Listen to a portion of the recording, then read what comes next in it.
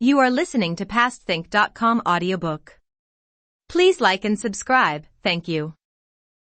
Chapter 6. Talons and Tea Leaves. When Harry, Ron, and Hermione entered the Great Hall for breakfast the next day, the first thing they saw was Draco Malfoy, who seemed to be entertaining a large group of Slytherins with a very funny story. As they passed, Malfoy did a ridiculous impression of a swooning fit, and there was a roar of laughter. "Ignore him," said Hermione, who was right behind Harry. "Just ignore him, it's not worth it." "Hey, Potter," shrieked Pansy Parkinson, a Slytherin girl with a face like a pug. "Potter. The Dementors are coming, Potter." "Woo-woo." Harry dropped into a seat at the Gryffindor table, next to George Weasley. "New third-year course schedules," said George, passing them over. "What's up with you, Harry?" "Malfoy," said Ron, sitting down on George's other side and glaring over at the Slytherin table.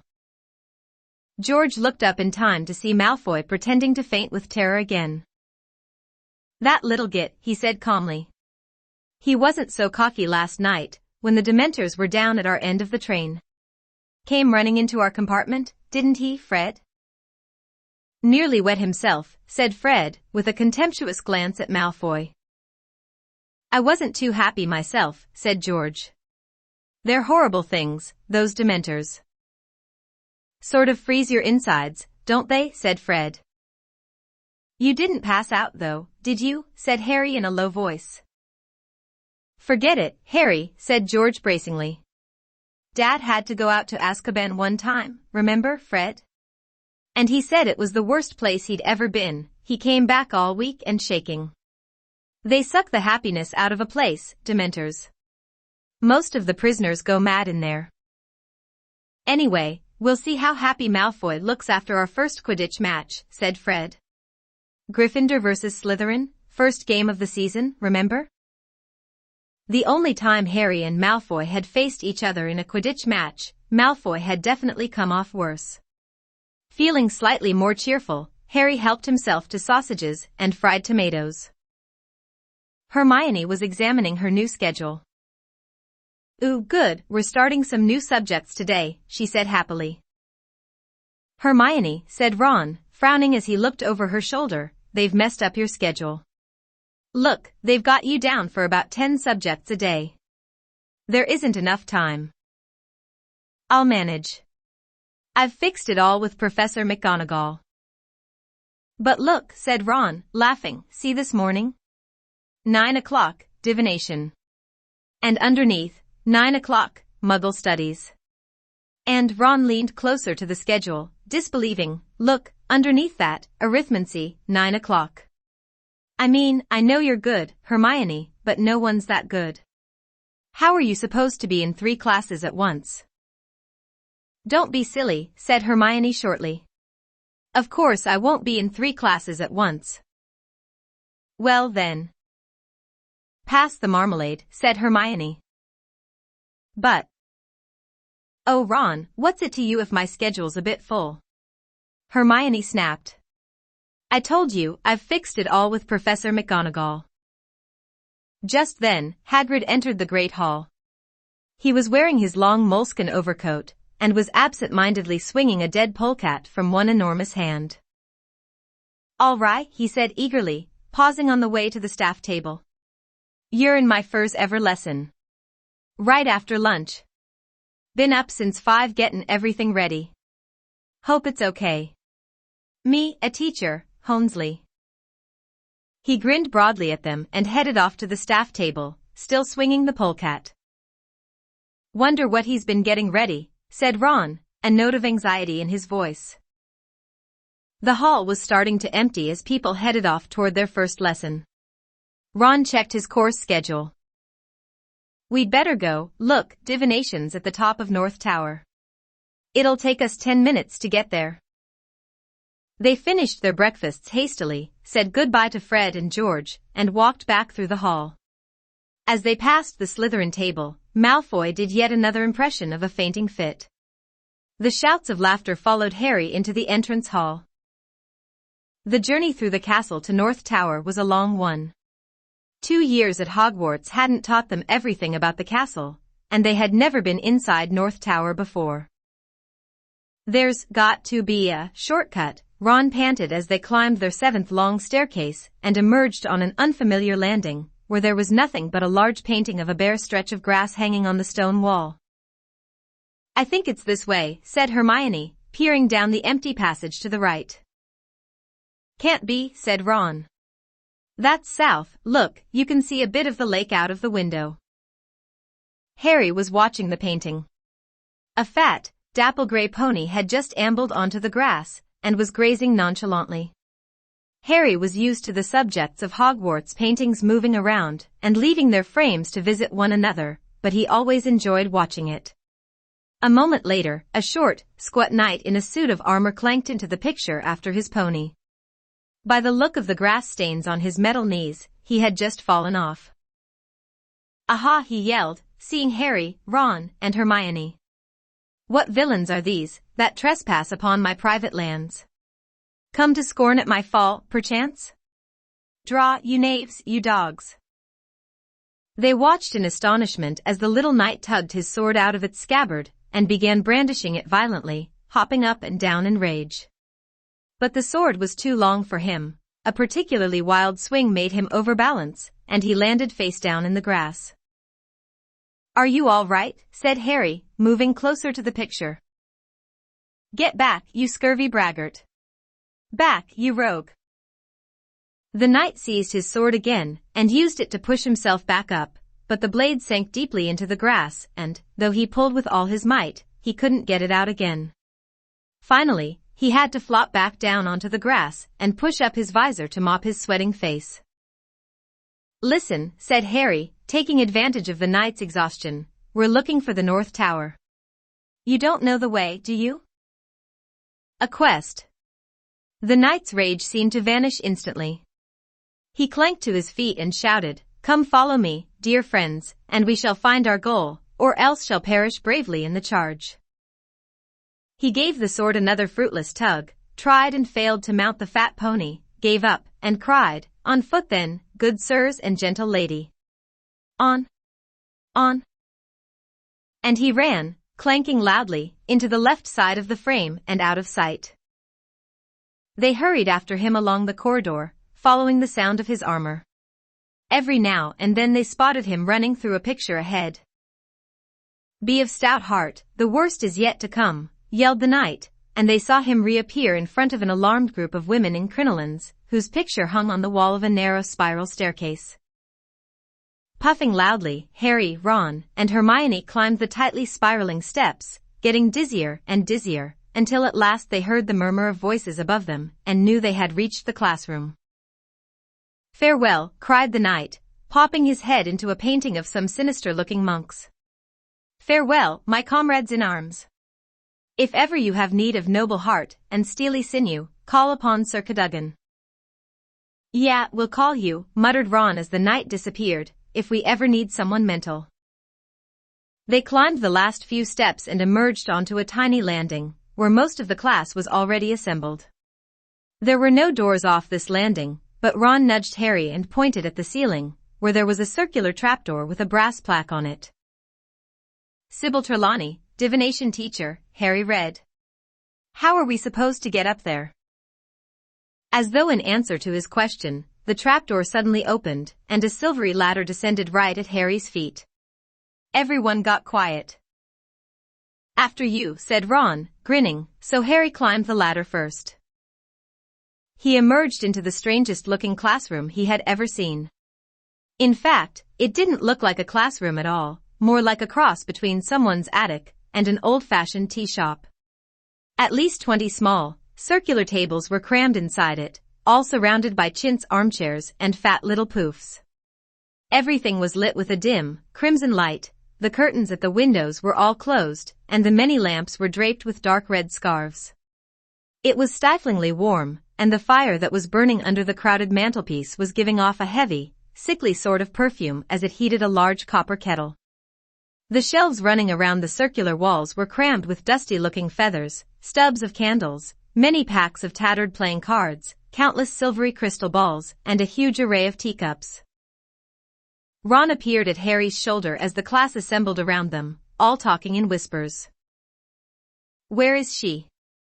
Ron said.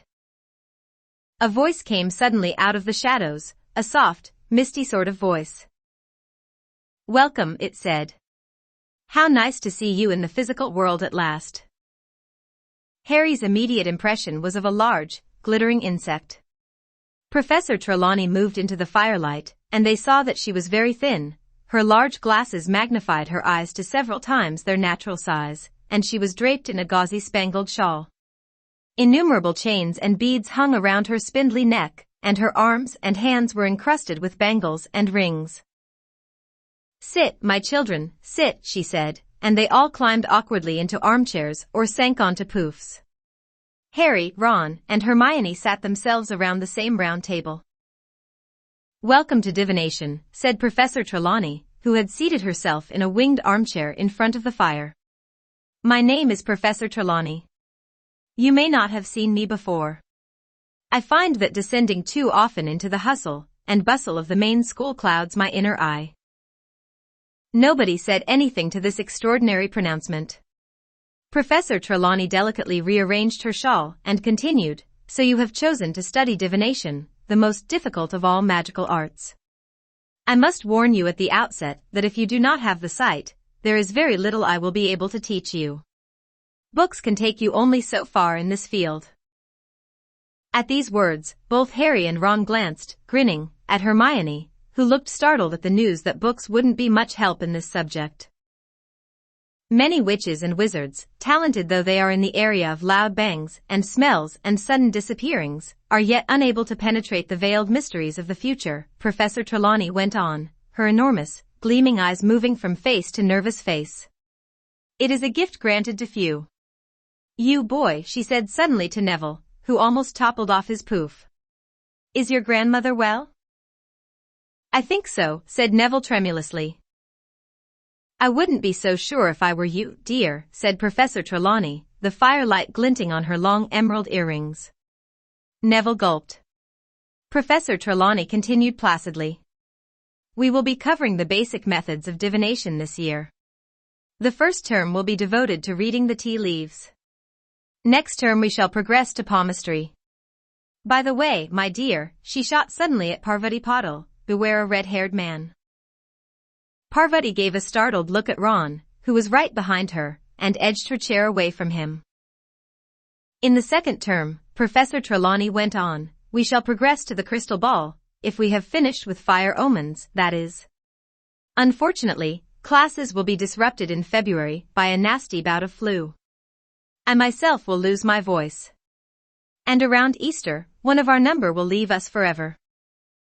A very tense silence followed this pronouncement, but Professor Trelawney seemed unaware of it.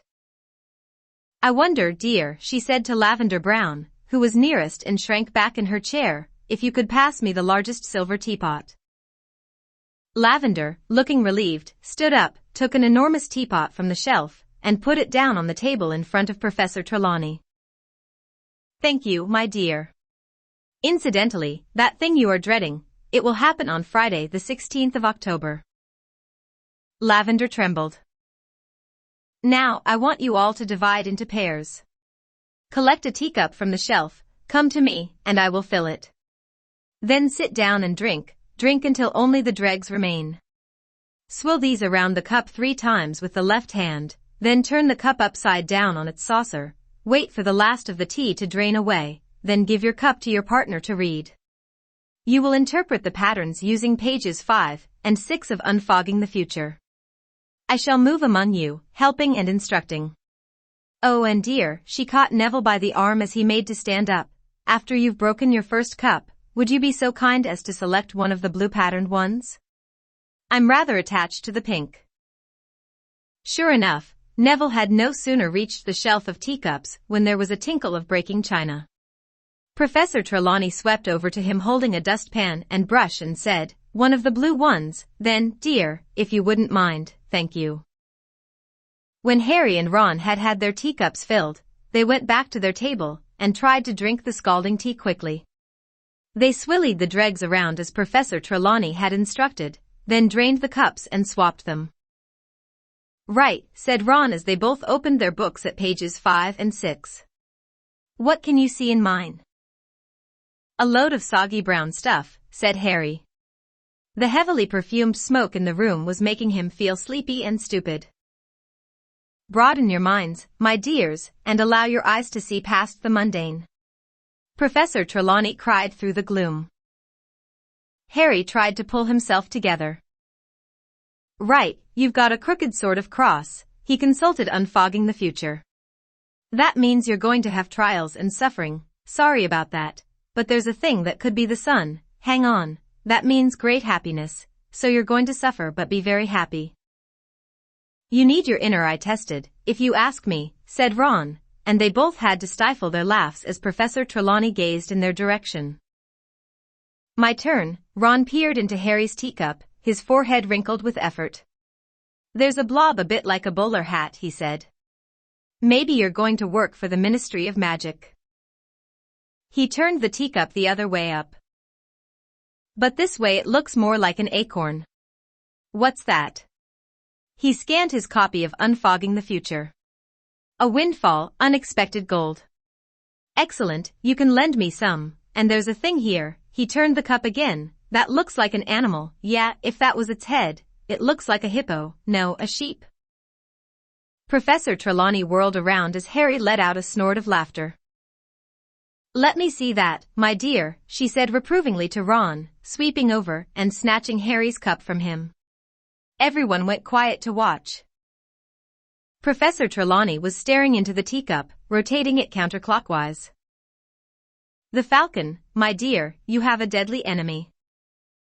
But everyone knows that, said Hermione in a loud whisper. Professor Trelawney stared at her. Well, they do, said Hermione. Everybody knows about Harry and you know who. Harry and Ron stared at her with a mixture of amazement and admiration. They had never heard Hermione speak to a teacher like that before. Professor Trelawney chose not to reply. She lowered her huge eyes to Harry's cup again and continued to turn it. The club, an attack. Dear, dear, this is not a happy cup. I thought that was a bowler hat, said Ron sheepishly. The skull, danger in your path, my dear. Everyone was staring, transfixed, at Professor Trelawney, who gave the cup a final turn, gasped, and then screamed. There was another tinkle of breaking china. Neville had smashed his second cup. Professor Trelawney sank into a vacant armchair, her glittering hand at her heart, and her eyes closed. My dear boy, my poor, dear boy, no, it is kinder not to say, no, don't ask me. What is it, Professor? Said Dean Thomas at once. Everyone had got to their feet, and slowly they crowded around Harry and Ron's table, pressing close to Professor Trelawney's chair to get a good look at Harry's cup. My dear, Professor Trelawney's huge eyes opened dramatically, you have the grim. The what? Said Harry.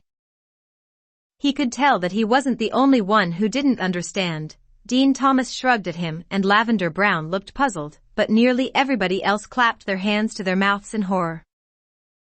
The grim, my dear, the grim, cried Professor Trelawney, who looked shocked that Harry hadn't understood. The giant, spectral dog that haunts churchyards. My dear boy, it is an omen, the worst omen, of death. Harry's stomach lurched. That dog on the cover of Death Omens in Flourish and Blots, the dog in the shadows of Magnolia Crescent. Lavender Brown clapped her hands to her mouth too. Everyone was looking at Harry, everyone except Hermione, who had gotten up and moved around to the back of Professor Trelawney's chair. I don't think it looks like a grim, she said flatly. Professor Trelawney surveyed Hermione with mounting dislike. You'll forgive me for saying so, my dear, but I perceive very little aura around you. Very little receptivity to the resonances of the future. Seamus Finnegan was tilting his head from side to side. It looks like a grim if you do this, he said, with his eyes almost shut, but it looks more like a donkey from here, he said, leaning to the left. When you've all finished deciding whether I'm going to die or not, said Harry, taking even himself by surprise. Now nobody seemed to want to look at him. I think we will leave the lesson here for today, said Professor Trelawney in her mistiest voice. Yes, please pack away your things. Silently the class took their teacups back to Professor Trelawney, packed away their books, and closed their bags. Even Ron was avoiding Harry's eyes. Until we meet again, said Professor Trelawney faintly, fair fortune be yours.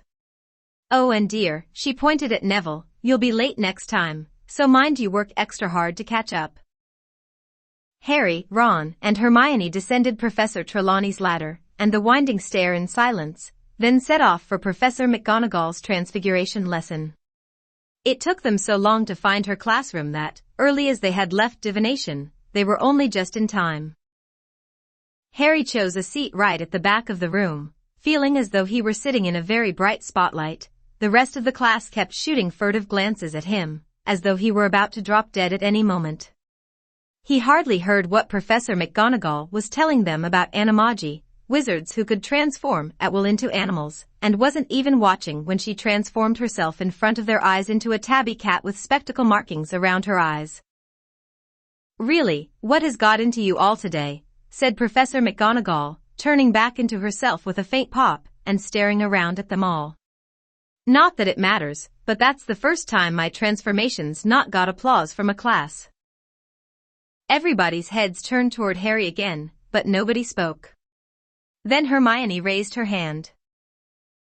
Please, Professor, we've just had our first divination class, and we were reading the tea leaves and... Ah, of course, said Professor McGonagall, suddenly frowning. There is no need to say any more, Miss Granger. Tell me, which of you will be dying this year? Everyone stared at her. Me, said Harry, finally. I see, said Professor McGonagall, fixing Harry with her beady eyes. Then you should know, Potter, that Sybil Trelawney has predicted the death of one student a year since she arrived at this school. None of them has died yet. Seeing death omens is her favorite way of greeting a new class. If it were not for the fact that I never speak ill of my colleagues. Professor McGonagall broke off, and they saw that her nostrils had gone white. She went on, more calmly, divination is one of the most imprecise branches of magic. I shall not conceal from you that I have very little patience with it. True seers are very rare, and Professor Trelawney. She stopped again, and then said, in a very matter-of-fact tone, you look in excellent health to me, Potter, so you will excuse me if I don't let you off homework today. I assure you that if you die, you need not hand it in. Hermione laughed. Harry felt a bit better. It was harder to feel scared of a lump of tea leaves away from the dim red light and befuddling perfume of Professor Trelawney's classroom. Not everyone was convinced, however. Ron still looked worried, and Lavender whispered, but what about Neville's cup? When the Transfiguration class had finished, they joined the crowd thundering toward the Great Hall for lunch. Ron, cheer up, said Hermione, pushing a dish of stew toward him. You heard what Professor McGonagall said. Ron spooned stew onto his plate and picked up his fork, but didn't start. Harry, he said, in a low, serious voice, you haven't seen a great black dog anywhere, have you? Yeah, I have, said Harry. I saw one the night I left the Dursleys. Ron let his fork fall with a clatter. Probably a stray, said Hermione calmly. Ron looked at Hermione as though she had gone mad. Hermione, if Harry's seen a grim, that's bad, he said. My Uncle Bilious saw one and he died 24 hours later. Coincidence, said Hermione airily, pouring herself some pumpkin juice. You don't know what you're talking about, said Ron, starting to get angry. Grims scare the living daylights out of most wizards. There you are, then, said Hermione in a superior tone. They see the grim and die of fright. The grim's not an omen, it's the cause of death. And Harry's still with us because he's not stupid enough to see one and think, right, well, I'd better kick the bucket then. Ron mouthed wordlessly at Hermione, who opened her bag, took out her new arithmancy book, and propped it open against the juice jug. I think divination seems very woolly, she said, searching for her page. A lot of guesswork, if you ask me. There was nothing woolly about the Grim in that cup, said Ron hotly. You didn't seem quite so confident when you were telling Harry it was a sheep, said Hermione coolly. Professor Trelawney said you didn't have the right aura. You just don't like being bad at something for a change. He had touched a nerve. Hermione slammed her arithmancy book down on the table so hard that bits of meat and carrot flew everywhere. If being good at divination means I have to pretend to see death omens in a lump of tea leaves, I'm not sure I'll be studying it much longer. That lesson was absolute rubbish compared with my arithmancy class. She snatched up her bag and stalked away. Ron frowned after her. What's she talking about? He said to Harry. She hasn't been to an arithmancy class yet. Harry was pleased to get out of the castle after lunch. Yesterday's rain had cleared, the sky was a clear, pale gray, and the grass was springy and damp underfoot as they set off for their first ever Care of Magical Creatures class. Ron and Hermione weren't speaking to each other. Harry walked beside them in silence as they went down the sloping lawns to Hagrid's hut on the edge of the Forbidden Forest. It was only when he spotted only two familiar backs ahead of them, that he realized they must be having these lessons with the Slytherins. Malfoy was talking animatedly to Crabbe and Goyle, who were chortling. Harry was quite sure he knew what they were talking about. Hagrid was waiting for his class at the door of his hut. He stood in his moleskin overcoat, with Fong the Boarhound at his heels, looking impatient to start. Come on, now, get a move on, he called as the class approached. Got a real treat for ya today. Great lesson coming up. Everyone here? Right, follow me. For one nasty moment, Harry thought that Hagrid was going to lead them into the forest. Harry had had enough unpleasant experiences in there to last him a lifetime. However, Hagrid strolled off around the edge of the trees, and 5 minutes later, they found themselves outside a kind of paddock. There was nothing in there. Everyone gather round the fence here, he called. That's it, make sure ye can see now, first thing ye'll want ter do is open your books. How? Said the cold, drawling voice of Draco Malfoy. Said Hagrid. How do we open our books? Malfoy repeated. He took out his copy of the Monster Book of Monsters, which he had bound shut with a length of rope. Other people took theirs out too. Some, like Harry, had belted their book shut, others had crammed them inside tight bags or clamped them together with binder clips. Hasn't anyone been able to open their books? Said Hagrid, looking crestfallen. The class all shook their heads. Ye've got ter stroke said Hagrid, as though this was the most obvious thing in the world. Look. He took Hermione's copy and ripped off the spellotape that bound it. The book tried to bite, but Hagrid ran a giant forefinger down its spine, and the book shivered, and then fell open and lay quiet in his hand. Oh, how silly we've all been. Malfoy sneered. We should have stroked them. Why didn't we guess? I thought they were funny, Hagrid said uncertainly to Hermione. Oh, tremendously funny, said Malfoy. Really witty, giving us books that try and rip our hands off. Shut up, Malfoy, said Harry quietly. Hagrid was looking downcast and Harry wanted Hagrid's first lesson to be a success. Right then, said Hagrid, who seemed to have lost his thread, so ye've got your books and now ye need the magical creatures. Yeah. So I'll go and get 'em. Hang on. He strode away from them into the forest and out of sight. God, this place is going to the dogs, said Malfoy loudly. That oaf teaching classes, my father'll have a fit when I tell him. Shut up, Malfoy, Harry repeated. Careful, Potter, there's a Dementor behind you. Oh-hoo, squealed Lavender Brown, pointing toward the opposite side of the paddock.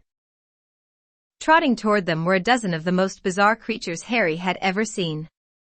They had the bodies, hind legs, and tails of horses, but the front legs, wings, and heads of what seemed to be giant eagles, with cruel, steel-colored beaks and large, brilliantly orange eyes. The talons on their front legs were half a foot long and deadly looking. Each of the beasts had a thick leather collar around its neck, which was attached to a long chain, and the ends of all of these were held in the vast hands of Hagrid, who came jogging into the paddock behind the creatures. "Gee up, there," he roared, shaking the chains and urging the creatures toward the fence where the class stood. Everyone drew back slightly as Hagrid reached them and tethered the creatures to the fence. "Hippogriffs," Hagrid roared happily, waving a hand at them. "Beautiful, aren't they?" Harry could sort of see what Hagrid meant. Once you got over the first shock of seeing something that was half horse, half bird, you started to appreciate the hippogriffs' gleaming coats, changing smoothly from feather to hair, each of them a different color: stormy gray, bronze, pinkish roan, gleaming chestnut, and inky black. "So," said Hagrid, rubbing his hands together and beaming around, "if you want to come a bit nearer." No one seemed to want to. Harry, Ron, and Hermione, however, approached the fence cautiously. "Now, first thing you gotta know about hippogriffs is, they're proud," said Hagrid. "Easily offended, hippogriffs are. Don't never insult one, 'cause it might be the last thing you do." Malfoy, Crabbe, and Goyle weren't listening. They were talking in an undertone, and Harry had a nasty feeling they were plotting how best to disrupt the lesson. "Ye always wait for the hippogriff to make the first move," Hagrid continued. "It's polite, see? Ye walk toward him, and ye bow, and ye wait. If he bows back, ye're allowed to touch him. If he doesn't bow, then get away from him sharpish, 'cause those talons hurt." "Right, who wants to go first?" Most of the class backed farther away in answer. Even Harry, Ron, and Hermione had misgivings. The hippogriffs were tossing their fierce heads and flexing their powerful wings. They didn't seem to like being tethered like this. "No one?" said Hagrid, with a pleading look. "I'll do it," said Harry. There was an intake of breath from behind him, and both Lavender and Parvati whispered, "Oh no, Harry, remember your tea leaves." Harry ignored them. He climbed over the paddock fence. "Good man, Harry," roared Hagrid. "Right then, let's see how ye get on with Buckbeak." He untied one of the chains, pulled the gray hippogriff away from its fellows, and slipped off its leather collar. The class on the other side of the paddock seemed to be holding its breath. Malfoy's eyes were narrowed maliciously. "Easy, now, Harry," said Hagrid quietly. "Ye've got eye contact, now try not to blink. Hippogriffs don't trust ye if ye blink too much." Harry's eyes immediately began to water, but he didn't shut them. Buckbeak had turned his great, sharp head, and was staring at Harry with one fierce orange eye. "That's it," said Hagrid. "That's it, Harry, now bow." Harry didn't feel much like exposing the back of his neck to Buckbeak, but he did as he was told. He gave a short bow and then looked up. The hippogriff was still staring haughtily at him. It didn't move. "Ah," said Hagrid, sounding worried. "Right, back away, now, Harry, easy does it." But then, to Harry's enormous surprise, the hippogriff suddenly bent its scaly front knees and sank into what was an unmistakable bow. "Well done, Harry," said Hagrid, ecstatic. "Right, you can touch him. Pat his beak, go on." Feeling that a better reward would have been to back away, Harry moved slowly toward the hippogriff and reached out toward it. He patted the beak several times and the hippogriff closed its eyes lazily, as though enjoying it. The class broke into applause, all except for Malfoy, Crabbe, and Goyle, who were looking deeply disappointed. "Right then, Harry," said Hagrid. "I reckon he might let ye ride him." This was more than Harry had bargained for. He was used to a broomstick, but he wasn't sure a hippogriff would be quite the same. "Ye climb up there, just behind the wing joint," said Hagrid, "and mind ye don't pull any of his feathers out, he won like that." Harry put his foot on the top of Buckbeak's wing and hoisted himself onto its back. Buckbeak stood up. Harry wasn't sure where to hold on, everything in front of him was covered with feathers. "Go on, then," roared Hagrid, slapping the hippogriff's hindquarters. Without warning, 12-foot wings flapped open on either side of Harry. He just had time to seize the hippogriff around the neck before he was soaring upward. It was nothing like a broomstick, and Harry knew which one he preferred. The hippogriff's wings beat uncomfortably on either side of him, catching him under his legs and making him feel he was about to be thrown off. The glossy feathers slipped under his fingers and he didn't dare get a stronger grip. Instead of the smooth action of his Nimbus 2000, he now felt himself rocking backward and forward as the hindquarters of the hippogriff rose and fell with its wings. Buckbeak flew him once around the paddock, and then headed back to the ground. This was the bit Harry had been dreading. He leaned back as the smooth neck lowered, feeling he was going to slip off over the beak, then felt a heavy thud as the 4 ill-assorted feet hit the ground. He just managed to hold on and push himself straight again. "Good work, Harry," roared Hagrid as everyone except Malfoy, Crabbe, and Goyle cheered. "Okay, who else wants a go?" Emboldened by Harry's success, the rest of the class climbed cautiously into the paddock. Hagrid untied the hippogriffs one by one, and soon people were bowing nervously all over the paddock. Neville ran repeatedly backward from his, which didn't seem to want to bend its knees. Ron and Hermione practiced on the chestnut, while Harry watched. Malfoy, Crabbe, and Goyle had taken over Buckbeak. He had bowed to Malfoy, who was now patting his beak, looking disdainful.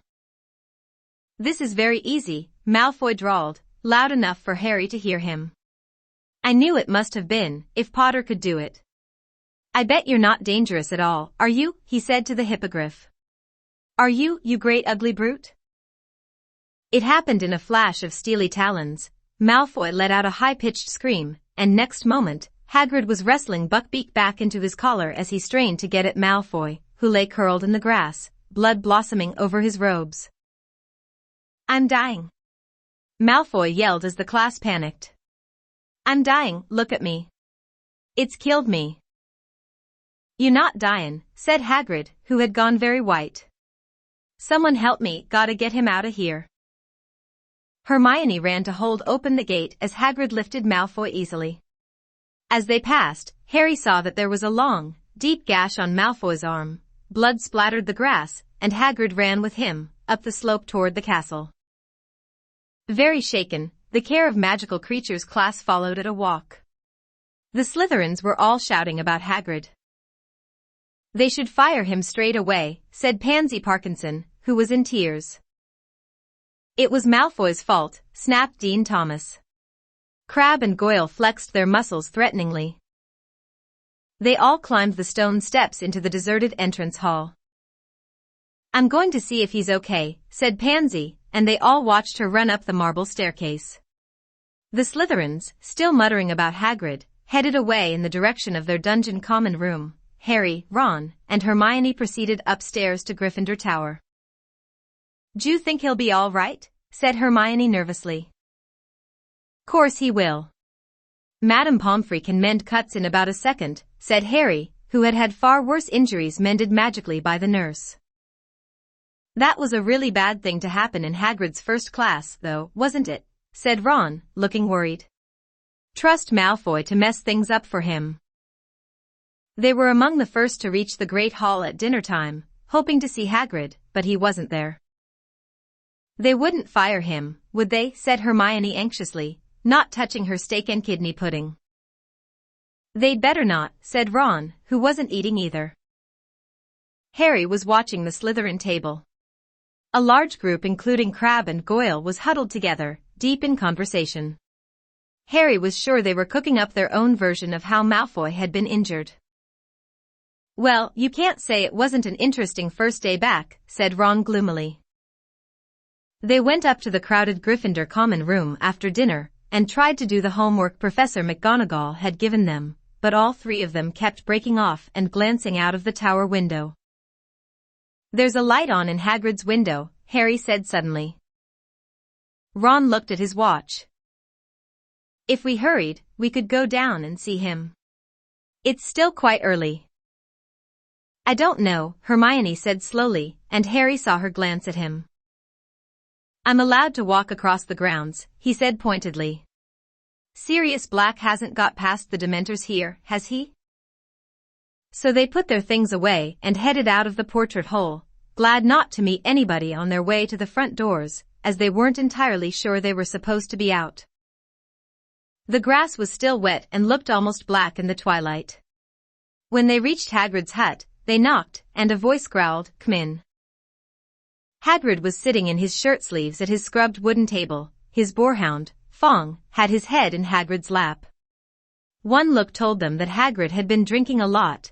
There was a pewter tankard almost as big as a bucket in front of him, and he seemed to be having difficulty getting them into focus.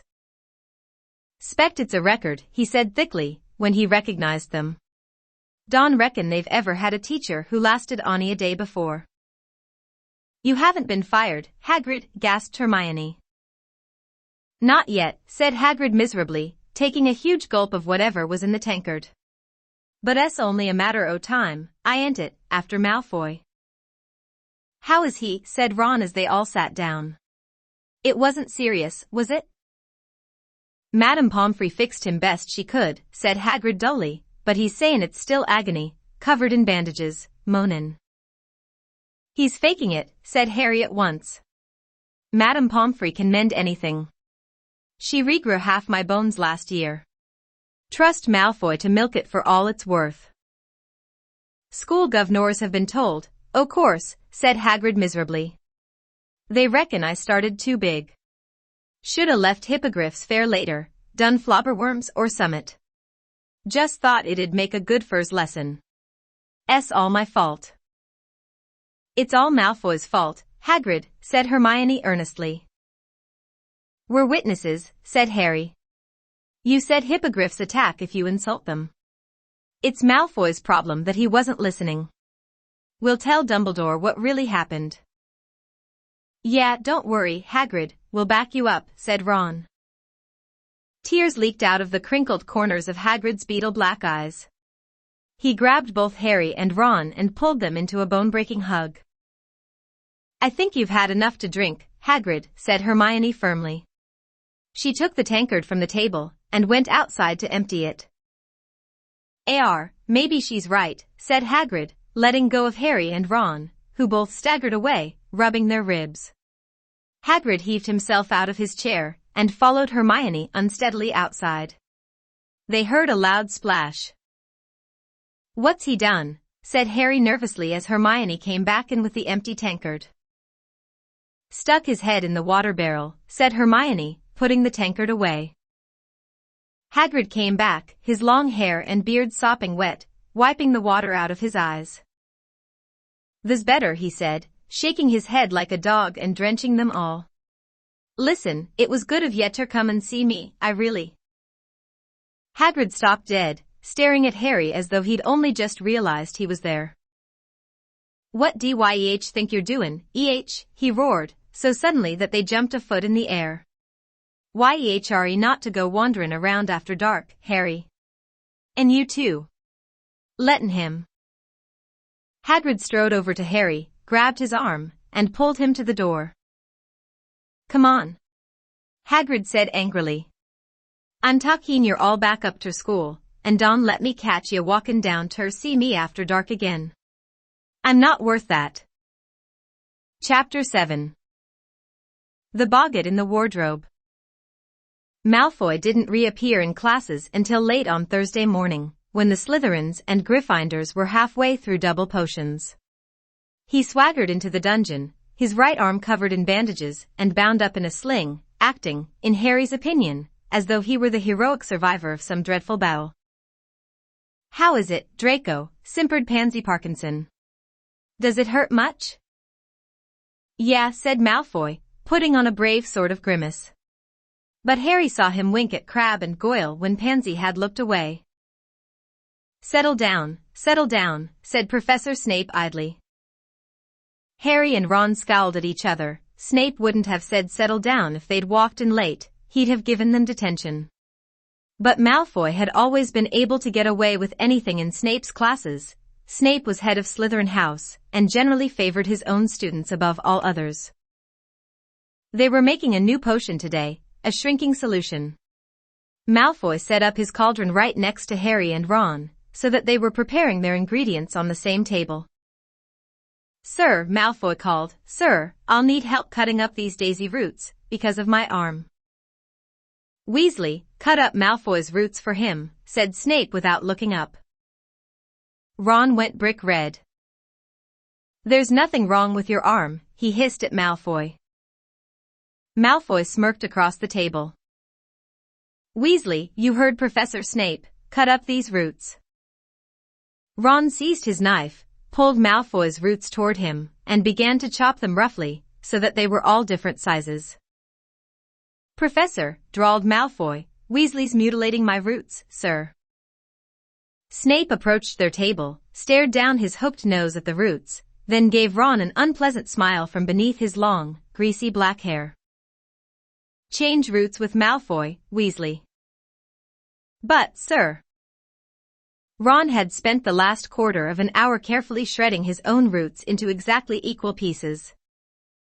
"Now," said Snape in his most dangerous voice. Ron shoved his own beautifully cut roots across the table at Malfoy, then took up the knife again. "And, sir, I'll need this shrivelfig skinned," said Malfoy, his voice full of malicious laughter. "Potter, you can skin Malfoy's shrivelfig," said Snape, giving Harry the look of loathing he always reserved just for him. Harry took Malfoy's shrivelfig as Ron began trying to repair the damage to the roots he now had to use. Harry skinned the shrivelfig as fast as he could and flung it back across the table at Malfoy without speaking. Malfoy was smirking more broadly than ever. "Seen your pal Hagrid lately?" he asked them quietly. "None of your business," said Ron jerkily, without looking up. "I'm afraid he won't be a teacher much longer," said Malfoy in a tone of mock sorrow. "Father's not very happy about my injury." "Keep talking, Malfoy, and I'll give you a real injury," snarled Ron. "He's complained to the school governors. And to the Ministry of Magic. Father's got a lot of influence, you know. And a lasting injury like this," he gave a huge, fake sigh, "who knows if my arm will ever be the same again." "So that's why you're putting it on," said Harry, accidentally beheading a dead caterpillar, because his hand was shaking in anger. "To try to get Hagrid fired." "Well," said Malfoy, lowering his voice to a whisper, "partly, Potter. But there are other benefits too. Weasley, slice my caterpillars for me." A few cauldrons away, Neville was in trouble. Neville regularly went to pieces in potions lessons. It was his worst subject, and his great fear of Professor Snape made things 10 times worse.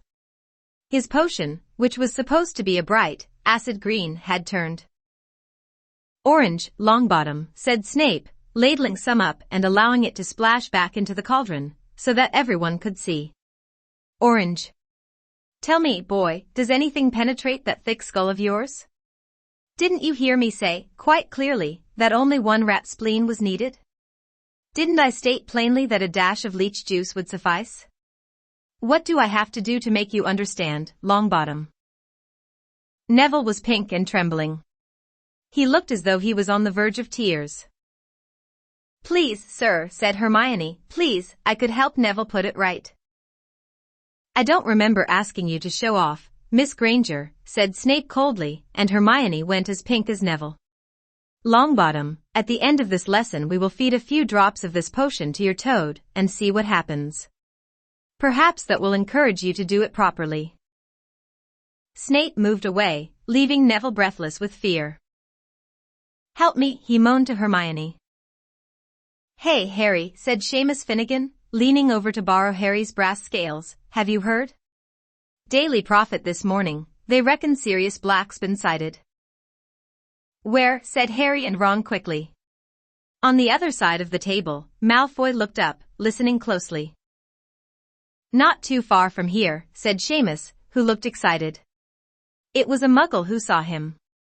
Course, she didn't really understand. The Muggles think he's just an ordinary criminal, don't they? So she phoned the telephone hotline.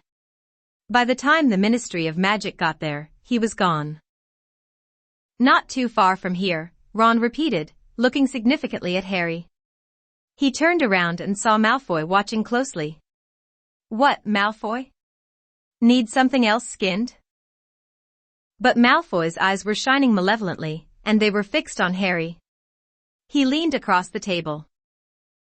Thinking of trying to catch Black single-handed, Potter? Yeah, that's right, said Harry offhandedly.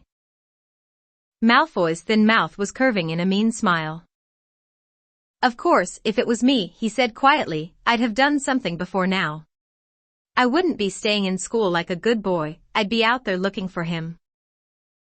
What are you talking about, Malfoy, said Ron roughly. Don't you know, Potter, breathed Malfoy, his pale eyes narrowed. Know what?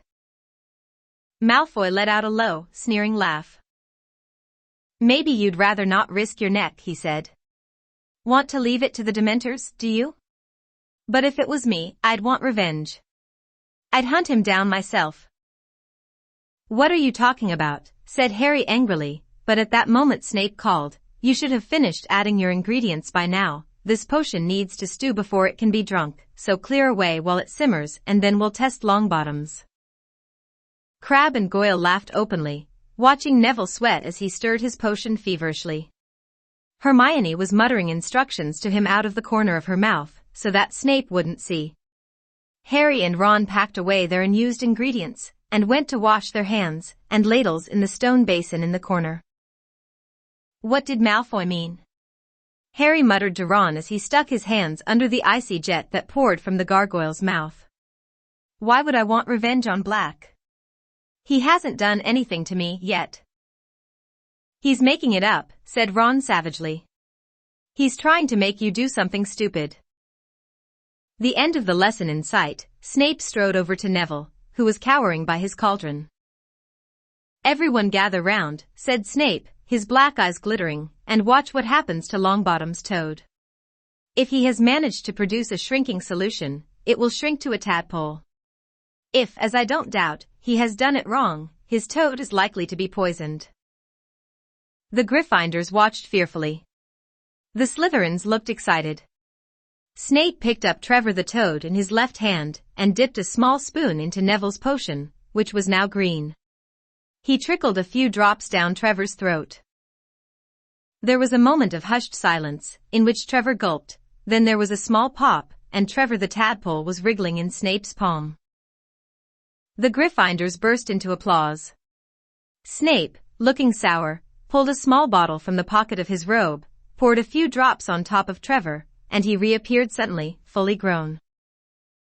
5 points from Gryffindor, said Snape, which wiped the smiles from every face.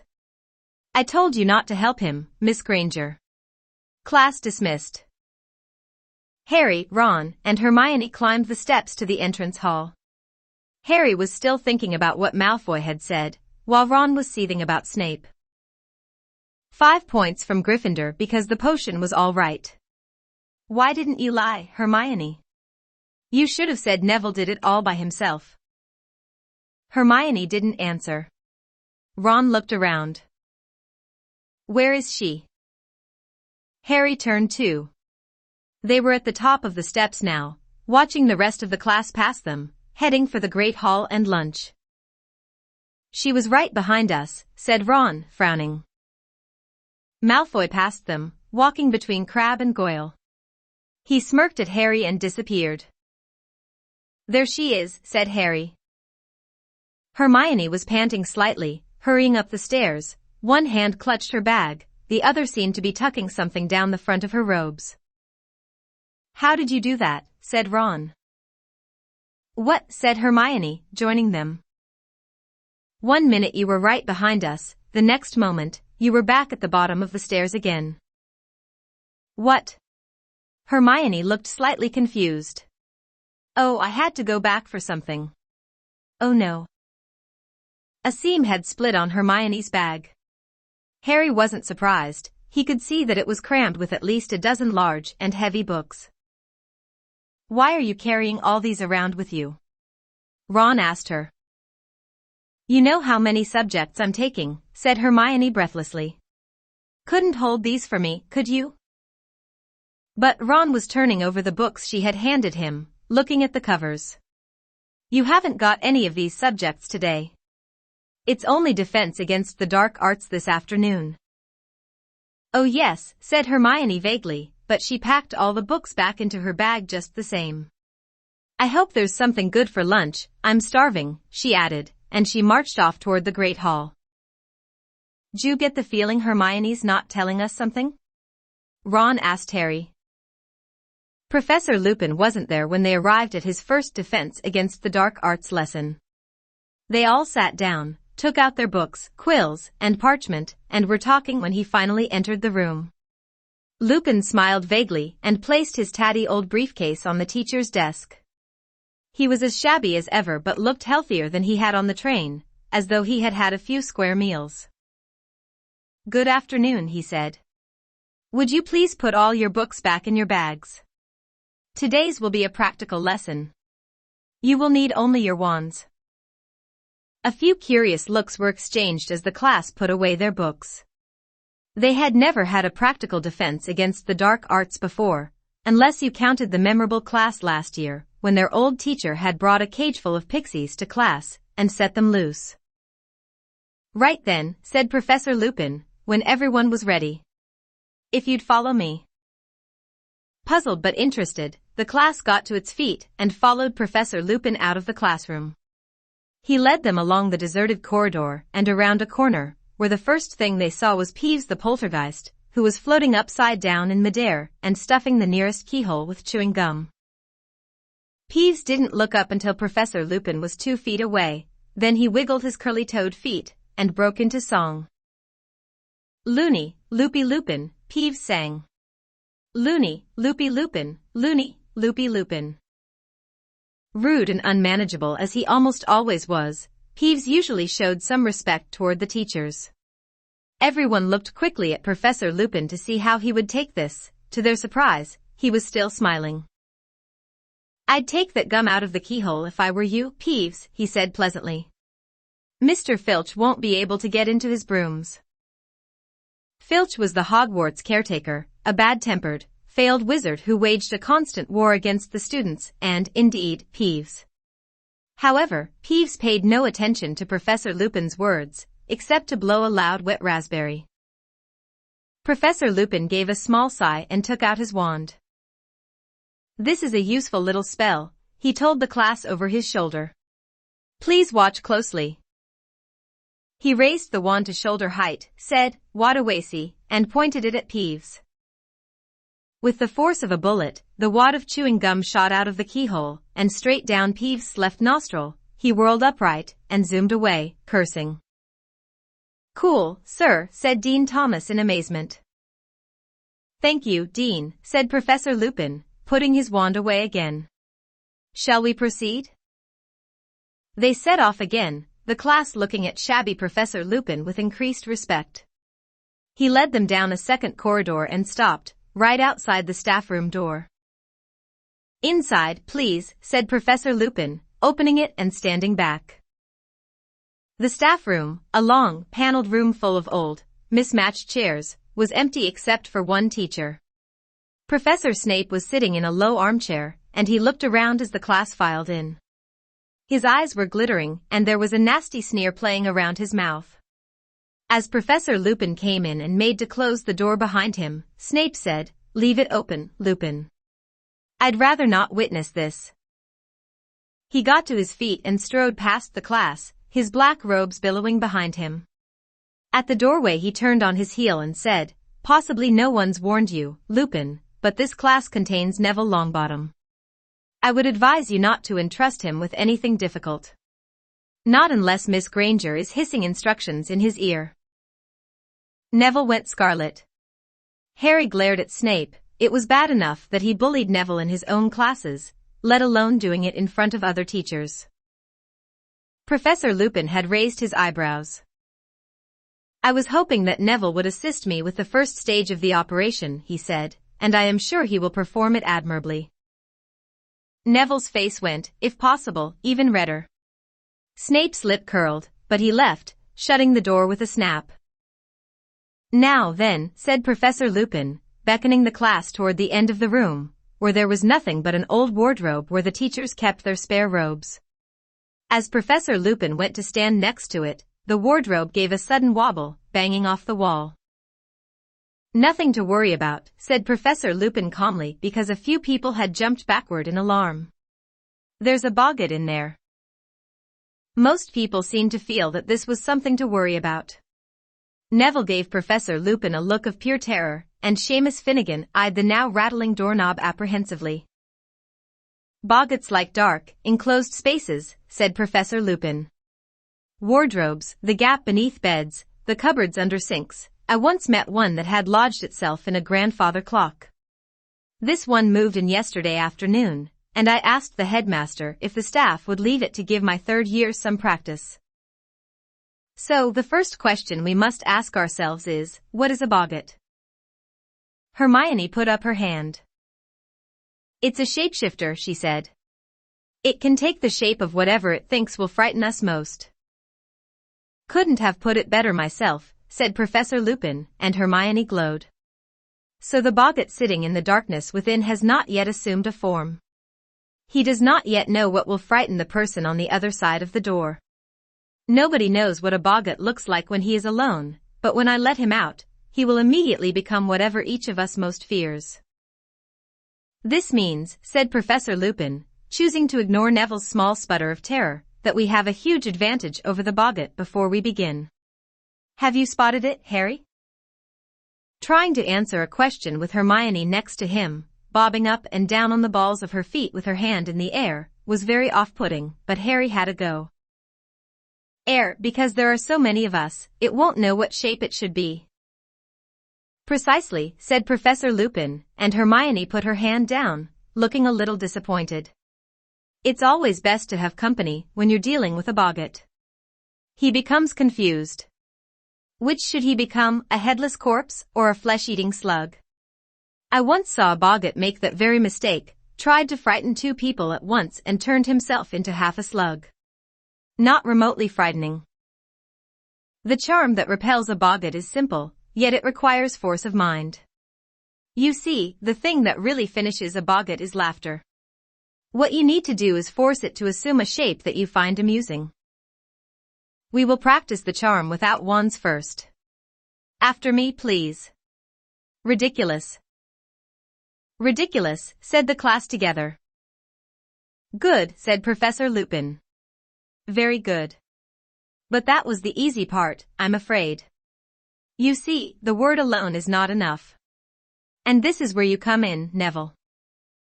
The wardrobe shook again, though not as much as Neville, who walked forward as though he were heading for the gallows. "Right, Neville," said Professor Lupin. "First things first, what would you say is the thing that frightens you most in the world?" Neville's lips moved, but no noise came out. "Didn't catch that, Neville, sorry," said Professor Lupin cheerfully. Neville looked around rather wildly, as though begging someone to help him, then said, in barely more than a whisper, "Professor Snape." Nearly everyone laughed. Even Neville grinned apologetically. Professor Lupin, however, looked thoughtful. "Professor Snape, Neville, I believe you live with your grandmother?" Yes," said Neville nervously. "But, I don't want the boggart to turn into her either." No, you misunderstand me," said Professor Lupin, now smiling. "I wonder, could you tell us what sort of clothes your grandmother usually wears?" Neville looked startled, but said, "Well, always the same hat. A tall one with a stuffed vulture on top. And a long dress, green, normally, and sometimes a fox fur scarf." "And a handbag?" prompted Professor Lupin. "A big red one," said Neville. "Right then," said Professor Lupin. "Can you picture those clothes very clearly, Neville? Can you see them in your mind's eye?" "Yes," said Neville uncertainly, plainly wondering what was coming next. "When the boggart bursts out of this wardrobe, Neville, and sees you, it will assume the form of Professor Snape," said Lupin. "And you will raise your wand, thus, and cry ridiculous, and concentrate hard on your grandmother's clothes. If all goes well, Professor Boggart Snape will be forced into that vulture-topped hat, and that green dress, with that big red handbag." There was a great shout of laughter. The wardrobe wobbled more violently. If Neville is successful, the boggart is likely to shift his attention to each of us in turn, said Professor Lupin. I would like all of you to take a moment now to think of the thing that scares you most, and imagine how you might force it to look comical. The room went quiet. Harry thought. What scared him most in the world? His first thought was Lord Voldemort, a Voldemort returned to full strength. But before he had even started to plan a possible counterattack on a boggart Voldemort, a horrible image came floating to the surface of his mind. A rotting, glistening hand, slithering back beneath a black cloak, a long, rattling breath from an unseen mouth, then a cold so penetrating it felt like drowning. Harry shivered, then looked around, hoping no one had noticed. Many people had their eyes shut tight. Ron was muttering to himself, "Take its legs off." Harry was sure he knew what that was about. Ron's greatest fear was spiders. "Everyone ready," said Professor Lupin. Harry felt a lurch of fear. He wasn't ready. How could you make a Dementor less frightening?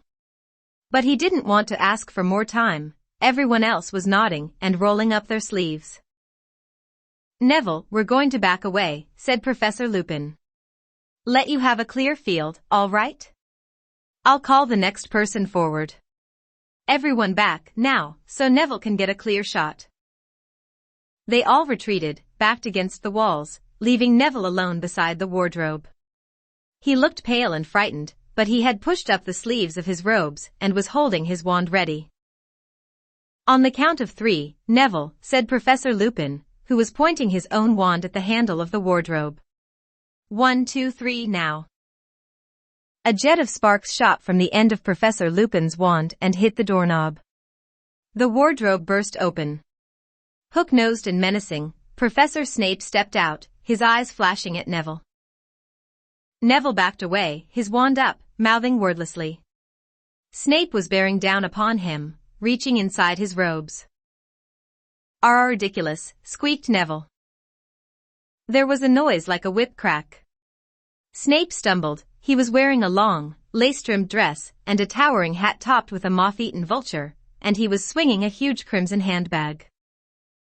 There was a roar of laughter, the boggart paused, confused, and Professor Lupin shouted, "Parvati! Forward!" Parvati walked forward, her face set. Snape rounded on her.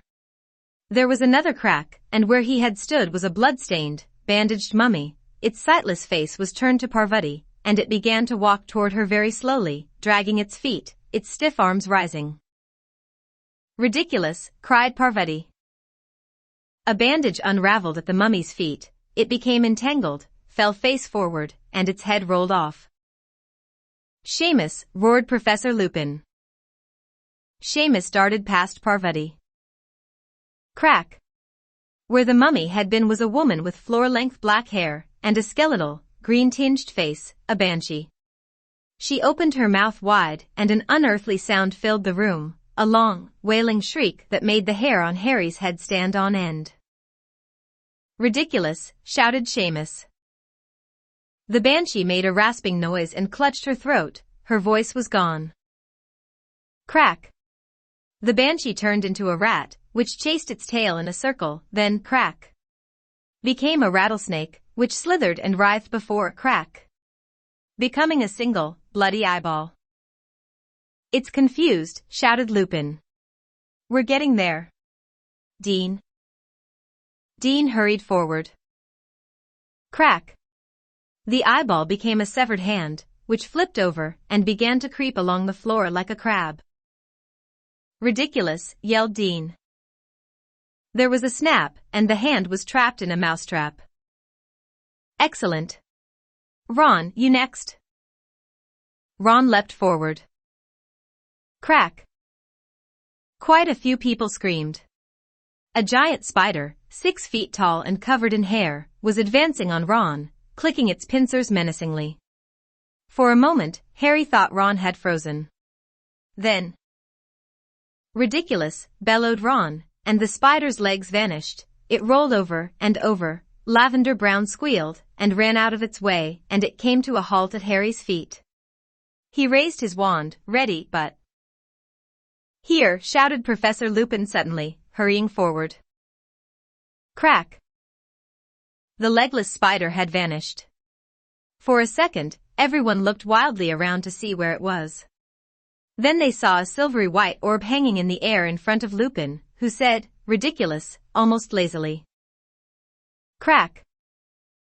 "Forward, Neville, and finish him off," said Lupin as the boggart landed on the floor as a cockroach. Crack! Snape was back. This time Neville charged forward looking determined. "Ridiculous," he shouted, and they had a split-second's view of Snape in his lacy dress before Neville let out a great haw of laughter, and the boggart exploded, burst into 1,000 tiny wisps of smoke, and was gone. "Excellent," cried Professor Lupin as the class broke into applause. "Excellent, Neville. Well done, everyone. Let me see, 5 points to Gryffindor for every person to tackle the boggart, 10 for Neville because he did it twice, and 5 each to Hermione and Harry." "But I didn't do anything," said Harry. "You and Hermione answered my questions correctly at the start of the class, Harry," Lupin said lightly. "Very well, everyone, an excellent lesson. Homework, kindly read the chapter on boggarts and summarize it for me, to be handed in on Monday. That will be all." Talking excitedly, the class left the staff room. Harry, however, wasn't feeling cheerful. Professor Lupin had deliberately stopped him from tackling the boggart. Why? Was it because he'd seen Harry collapse on the train, and thought he wasn't up to much? Had he thought Harry would pass out again? But no one else seemed to have noticed anything. "Did you see me take that banshee?" shouted Seamus. "And the hand," said Dean, waving his own around. "And Snape in that hat. And my mummy." "I wonder why Professor Lupin's frightened of crystal balls," said Lavender thoughtfully. "That was the best defense against the dark arts lesson we've ever had, wasn't it?" said Ron excitedly as they made their way back to the classroom to get their bags. "He seems like a very good teacher," said Hermione approvingly. "But I wish I could have had a turn with the boggart." "What would it have been for you?" said Ron, sniggering. "A piece of homework that only got 9 out of 10? Chapter 8. Flight of the Fat Lady. In no time at all, defense against the dark arts had become most people's favorite class. Only Draco Malfoy and his gang of Slytherins had anything bad to say about Professor Lupin. "Look at the state of his robes," Malfoy would say in a loud whisper as Professor Lupin passed. "He dresses like our old house elf." But no one else cared that Professor Lupin's robes were patched and frayed. His next few lessons were just as interesting as the first. After boggarts, they studied red caps, nasty little goblin-like creatures that lurked wherever there had been bloodshed, in the dungeons of castles and the potholes of deserted battlefields, waiting to bludgeon those who had gotten lost. From red caps they moved on to kappas, creepy water dwellers that looked like scaly monkeys, with webbed hands itching to strangle unwitting waders in their ponds. Harry only wished he was as happy with some of his other classes. Worst of all was potions. Snape was in a particularly vindictive mood these days, and no one was in any doubt why. The story of the boggart assuming Snape's shape, and the way that Neville had dressed it in his grandmother's clothes, had traveled through the school like wildfire. Snape didn't seem to find it funny. His eyes flashed menacingly at the very mention of Professor Lupin's name, and he was bullying Neville worse than ever. Harry was also growing to dread the hours he spent in Professor Trelawney's stifling tower room, deciphering lopsided shapes and symbols, trying to ignore the way Professor Trelawney's enormous eyes filled with tears every time she looked at him. He couldn't like Professor Trelawney, even though she was treated with respect bordering on reverence by many of the class. Parvati Patil and Lavender Brown had taken to haunting Professor Trelawney's tower room at lunchtimes, and always returned with annoyingly superior looks on their faces, as though they knew things the others didn't. They had also started using hushed voices whenever they spoke to Harry, as though he were on his deathbed. Nobody really liked care of magical creatures, which, after the action-packed first class, had become extremely dull. Hagrid seemed to have lost his confidence. They were now spending lesson after lesson learning how to look after flobberworms, which had to be some of the most boring creatures in existence. "Why would anyone bother looking after them?" said Ron, after yet another hour of poking shredded lettuce down the flobberworms' slimy throats. At the start of October, however, Harry had something else to occupy him, something so enjoyable it more than made up for his unsatisfactory classes. The Quidditch season was approaching, and Oliver Wood, captain of the Gryffindor team, called a meeting one Thursday evening to discuss tactics for the new season. There were 7 people on a Quidditch team, 3 chasers, whose job it was to score goals by putting the quaffle, a red, soccer-sized ball, through one of the 50-foot-high hoops at each end of the field, 2 beaters, who were equipped with heavy bats to repel the bludgers, 2 heavy black balls that zoomed around trying to attack the players, a keeper, who defended the goalposts, and the seeker, who had the hardest job of all, that of catching the golden snitch, a tiny, winged, walnut-sized ball, whose capture ended the game and earned the seeker's team an extra 150 points. Oliver Wood was a burly 17-year-old, now in his 7th and final year at Hogwarts. There was a quiet sort of desperation in his voice as he addressed his 6 fellow team members in the chilly locker rooms on the edge of the darkening Quidditch field. "This is our last chance, my last chance, to win the Quidditch Cup," he told them, striding up and down in front of them. "I'll be leaving at the end of this year. I'll never get another shot at it. Gryffindor hasn't won for 7 years now. Okay, so we've had the worst luck in the world, injuries, then the tournament getting called off last year." Wood swallowed, as though the memory still brought a lump to his throat. "But we also know we've got the best, ruddy team in the school," he said, punching a fist into his other hand, the old manic glint back in his eye. "We've got 3 superb chasers." Wood pointed at Alicia Spinnet, Angelina Johnson, and Katie Bell. "We've got 2 unbeatable beaters." "Stop it, Oliver, you're embarrassing us," said Fred and George Weasley together, pretending to blush. "And we've got a seeker who has never failed to win us a match." Wood rumbled, glaring at Harry with a kind of furious pride. "And me," he added as an afterthought. "We think you're very good too, Oliver," said George. "Spanking good keeper," said Fred. "The point is," Wood went on, resuming his pacing, "the Quidditch Cup should have had our name on it these last 2 years. Ever since Harry joined the team, I've thought the thing was in the bag. But we haven't got it, and this year's the last chance we'll get to finally see our name on the thing." Wood spoke so dejectedly that even Fred and George looked sympathetic.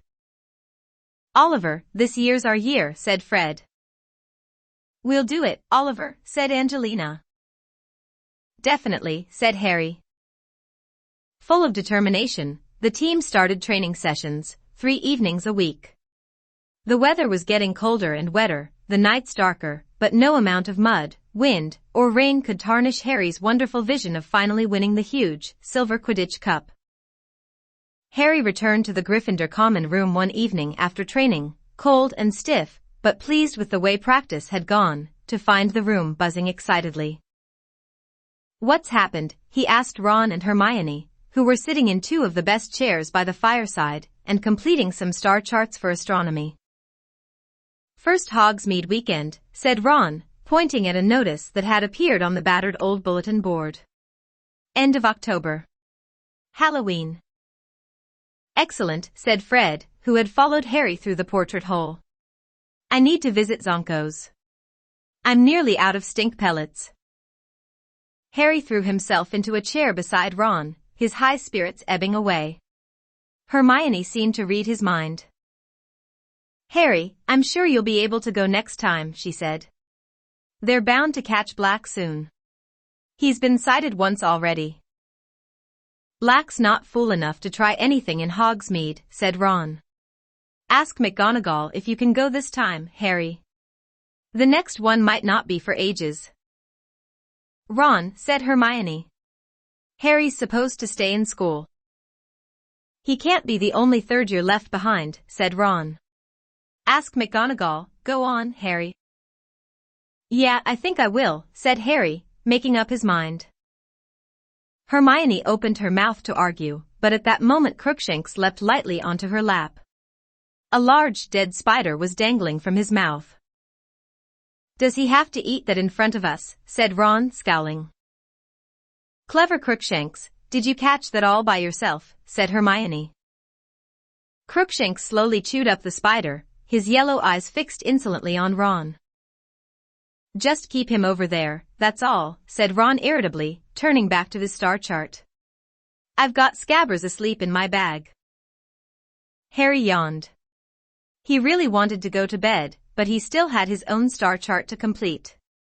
He pulled his bag toward him, took out parchment, ink, and quill, and started work. "You can copy mine, if you like," said Ron, labeling his last star with a flourish and shoving the chart toward Harry. Hermione, who disapproved of copying, pursed her lips but didn't say anything. Crookshanks was still staring unblinkingly at Ron, flicking the end of his bushy tail. Then, without warning, he pounced. "Oi!" Ron roared, seizing his bag as Crookshanks sank 4 sets of claws deeply into it, and began tearing ferociously. "Get off, you stupid animal!" Ron tried to pull the bag away from Crookshanks, but Crookshanks clung on, spitting and slashing. "Ron, don't hurt him," squealed Hermione. The whole common room was watching. Ron whirled the bag around, Crookshanks still clinging to it, and Scabbers came flying out of the top. "Catch that cat!" Ron yelled as Crookshanks freed himself from the remnants of the bag, sprang over the table, and chased after the terrified Scabbers. George Weasley made a lunge for Crookshanks but missed. Scabbers streaked through 20 pairs of legs and shot beneath an old chest of drawers.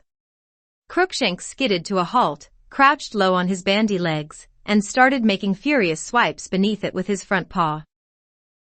Ron and Hermione hurried over. Hermione grabbed Crookshanks around the middle and heaved him away. Ron threw himself onto his stomach and, with great difficulty, pulled Scabbers out by the tail. "Look at him," he said furiously to Hermione, dangling Scabbers in front of her. "He's skin and bone. You keep that cat away from him." "Crookshanks doesn't understand it's wrong," said Hermione, her voice shaking. "All cats chase rats, Ron."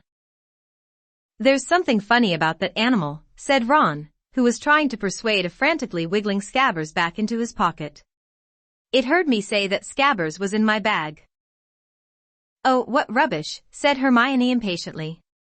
"Crookshanks could smell him, Ron, how else do you think?" "That cat's got it in for Scabbers," said Ron, ignoring the people around him, who were starting to giggle. "And Scabbers was here first, and he's ill." Ron marched through the common room and out of sight up the stairs to the boys' dormitories. Ron was still in a bad mood with Hermione next day. He barely talked to her all through herbology, even though he, Harry, and Hermione were working together on the same puffapod. "How's Scabbers?" Hermione asked timidly as they stripped fat pink pods from the plants and emptied the shining beans into a wooden pail. "He's hiding at the bottom of my bed, shaking," said Ron angrily, missing the pail and scattering beans over the greenhouse floor. "Careful, Weasley, careful," cried Professor Sprout as the beans burst into bloom before their very eyes. They had Transfiguration next. Harry, who had resolved to ask Professor McGonagall after the lesson whether he could go into Hogsmeade with the rest, joined the line outside the class trying to decide how he was going to argue his case. He was distracted, however, by a disturbance at the front of the line. Lavender Brown seemed to be crying. Parvati had her arm around her and was explaining something to Seamus Finnegan and Dean Thomas, who were looking very serious. "What's the matter, Lavender?" said Hermione anxiously as she, Harry, and Ron went to join the group. "She got a letter from home this morning," Parvati whispered. "It's her rabbit, Binky. He's been killed by a fox." "Oh," said Hermione, "I'm sorry, Lavender." "I should have known," said Lavender tragically. "You know what day it is?" The 16th of October. "That thing you're dreading, it will happen on the 16th of October. Remember? She was right, she was right." The whole class was gathered around Lavender now. Seamus shook his head seriously. Hermione hesitated, then she said, You were dreading Binky being killed by a fox? Well, not necessarily by a fox, said Lavender, looking up at Hermione with streaming eyes, but I was obviously dreading him dying, wasn't I? Oh, said Hermione. She paused again. Then. Was Binky an old rabbit? And no, sobbed Lavender. He was only a baby. Parvati tightened her arm around Lavender's shoulders. But then, why would you dread him dying, said Hermione. Parvati glared at her. Well, look at it logically, said Hermione, turning to the rest of the group. I mean, Binky didn't even die today, did he? Lavender just got the news today, Lavender wailed loudly, and she can't have been dreading it, because it's come as a real shock. Don't mind Hermione, Lavender, said Ron loudly, she doesn't think other people's pets matter very much. Professor McGonagall opened the classroom door at that moment, which was perhaps lucky. Hermione and Ron were looking daggers at each other, and when they got into class, they seated themselves on either side of Harry and didn't talk to each other for the whole class. Harry still hadn't decided what he was going to say to Professor McGonagall when the bell rang at the end of the lesson, but it was she who brought up the subject of Hogsmeade first. One moment, please, she called as the class made to leave. As you're all in my house, you should hand Hogsmeade permission forms to me before Halloween. No form, no visiting the village, so don't forget. Neville put up his hand. Please, Professor, I think I've lost. Your grandmother sent yours to me directly, Longbottom, said Professor McGonagall. She seemed to think it was safer. Well, that's all, you may leave. Ask her now, Ron hissed at Harry. Oh, but, Hermione began. Go for it, Harry, said Ron stubbornly. Harry waited for the rest of the class to disappear, then headed nervously for Professor McGonagall's desk. Yes, Potter?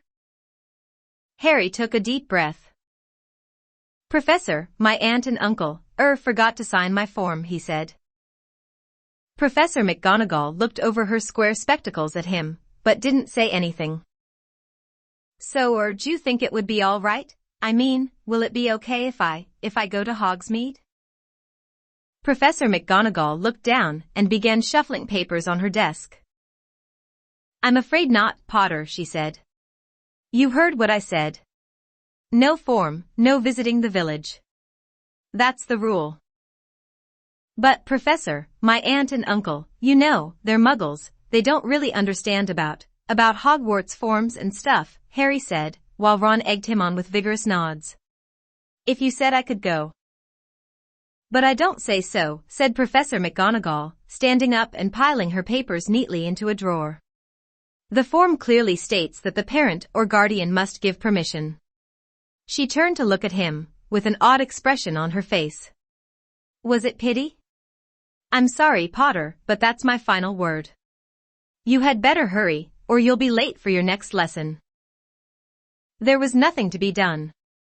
Ron called Professor McGonagall a lot of names that greatly annoyed Hermione. Hermione assumed an all-for-the-best expression that made Ron even angrier, and Harry had to endure everyone in the class talking loudly and happily about what they were going to do first, once they got into Hogsmeade.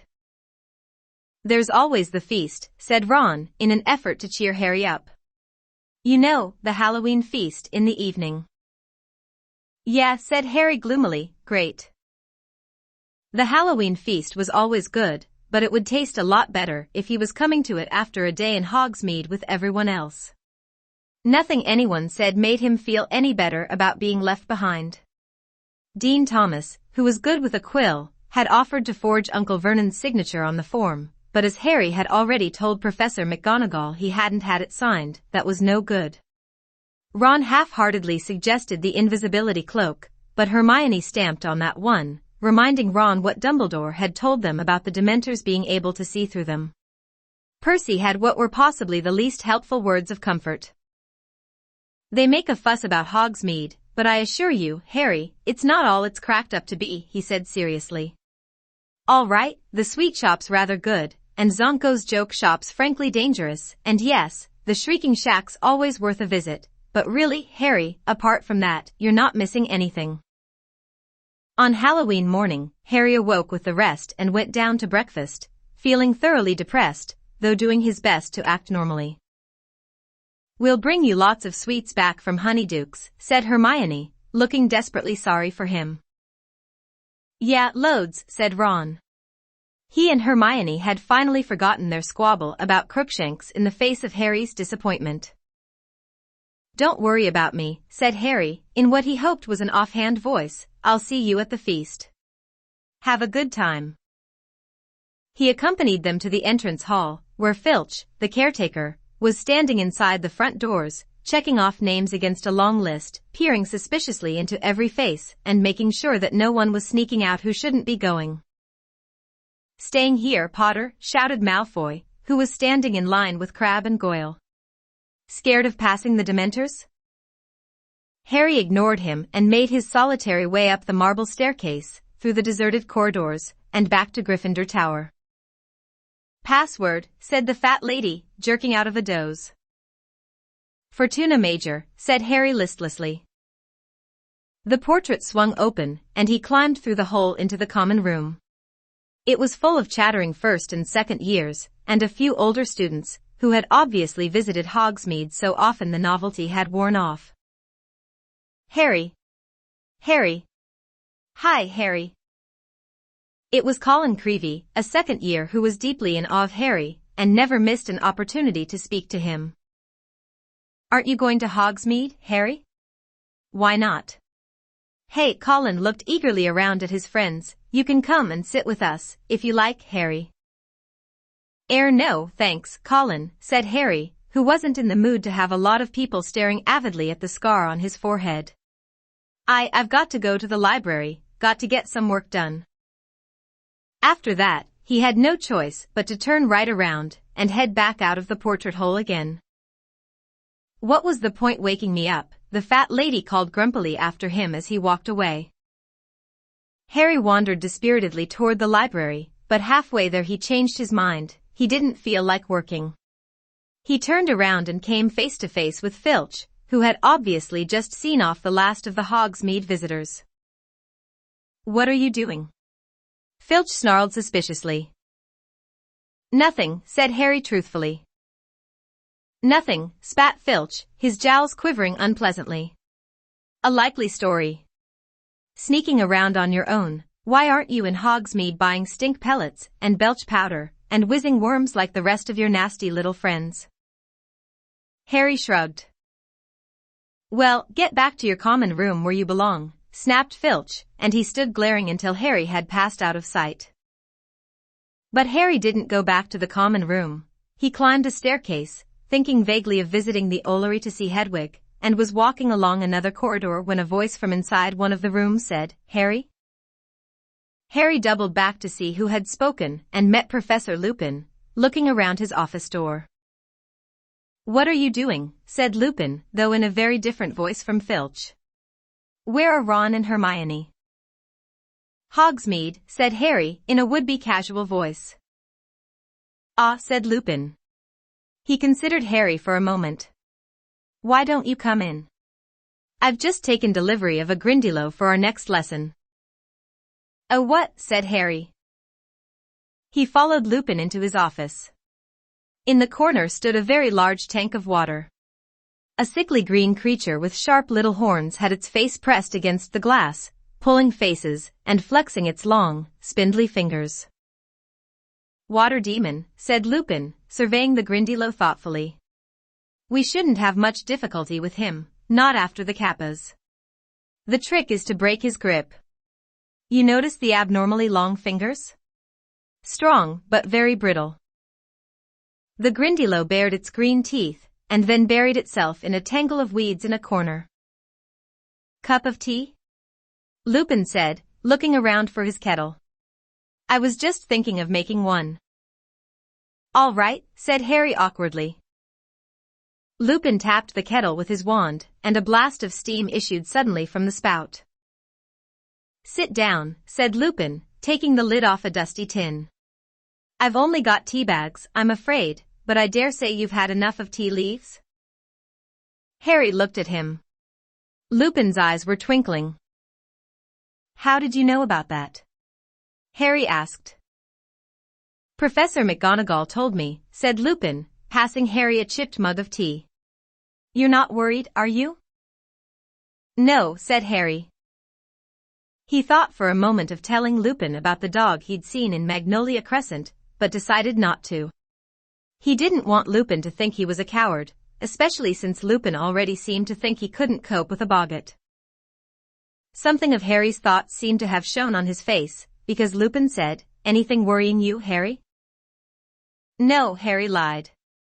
He drank a bit of tea and watched the Grindylow brandishing a fist at him. Yes, he said suddenly, putting his tea down on Lupin's desk. You know that day we fought the boggart? Yes, said Lupin slowly. Why didn't you let me fight it? Said Harry abruptly. Lupin raised his eyebrows. I would have thought that was obvious, Harry, he said, sounding surprised. Harry, who had expected Lupin to deny that he'd done any such thing, was taken aback. Why, he said again. Well, said Lupin, frowning slightly, I assumed that if the boggart faced you, it would assume the shape of Lord Voldemort. Harry stared. Not only was this the last answer he'd expected, but Lupin had said Voldemort's name. The only person Harry had ever heard say the name aloud, apart from himself, was Professor Dumbledore. Clearly I was wrong, said Lupin, still frowning at Harry. But I didn't think it a good idea for Lord Voldemort to materialize in the staff room.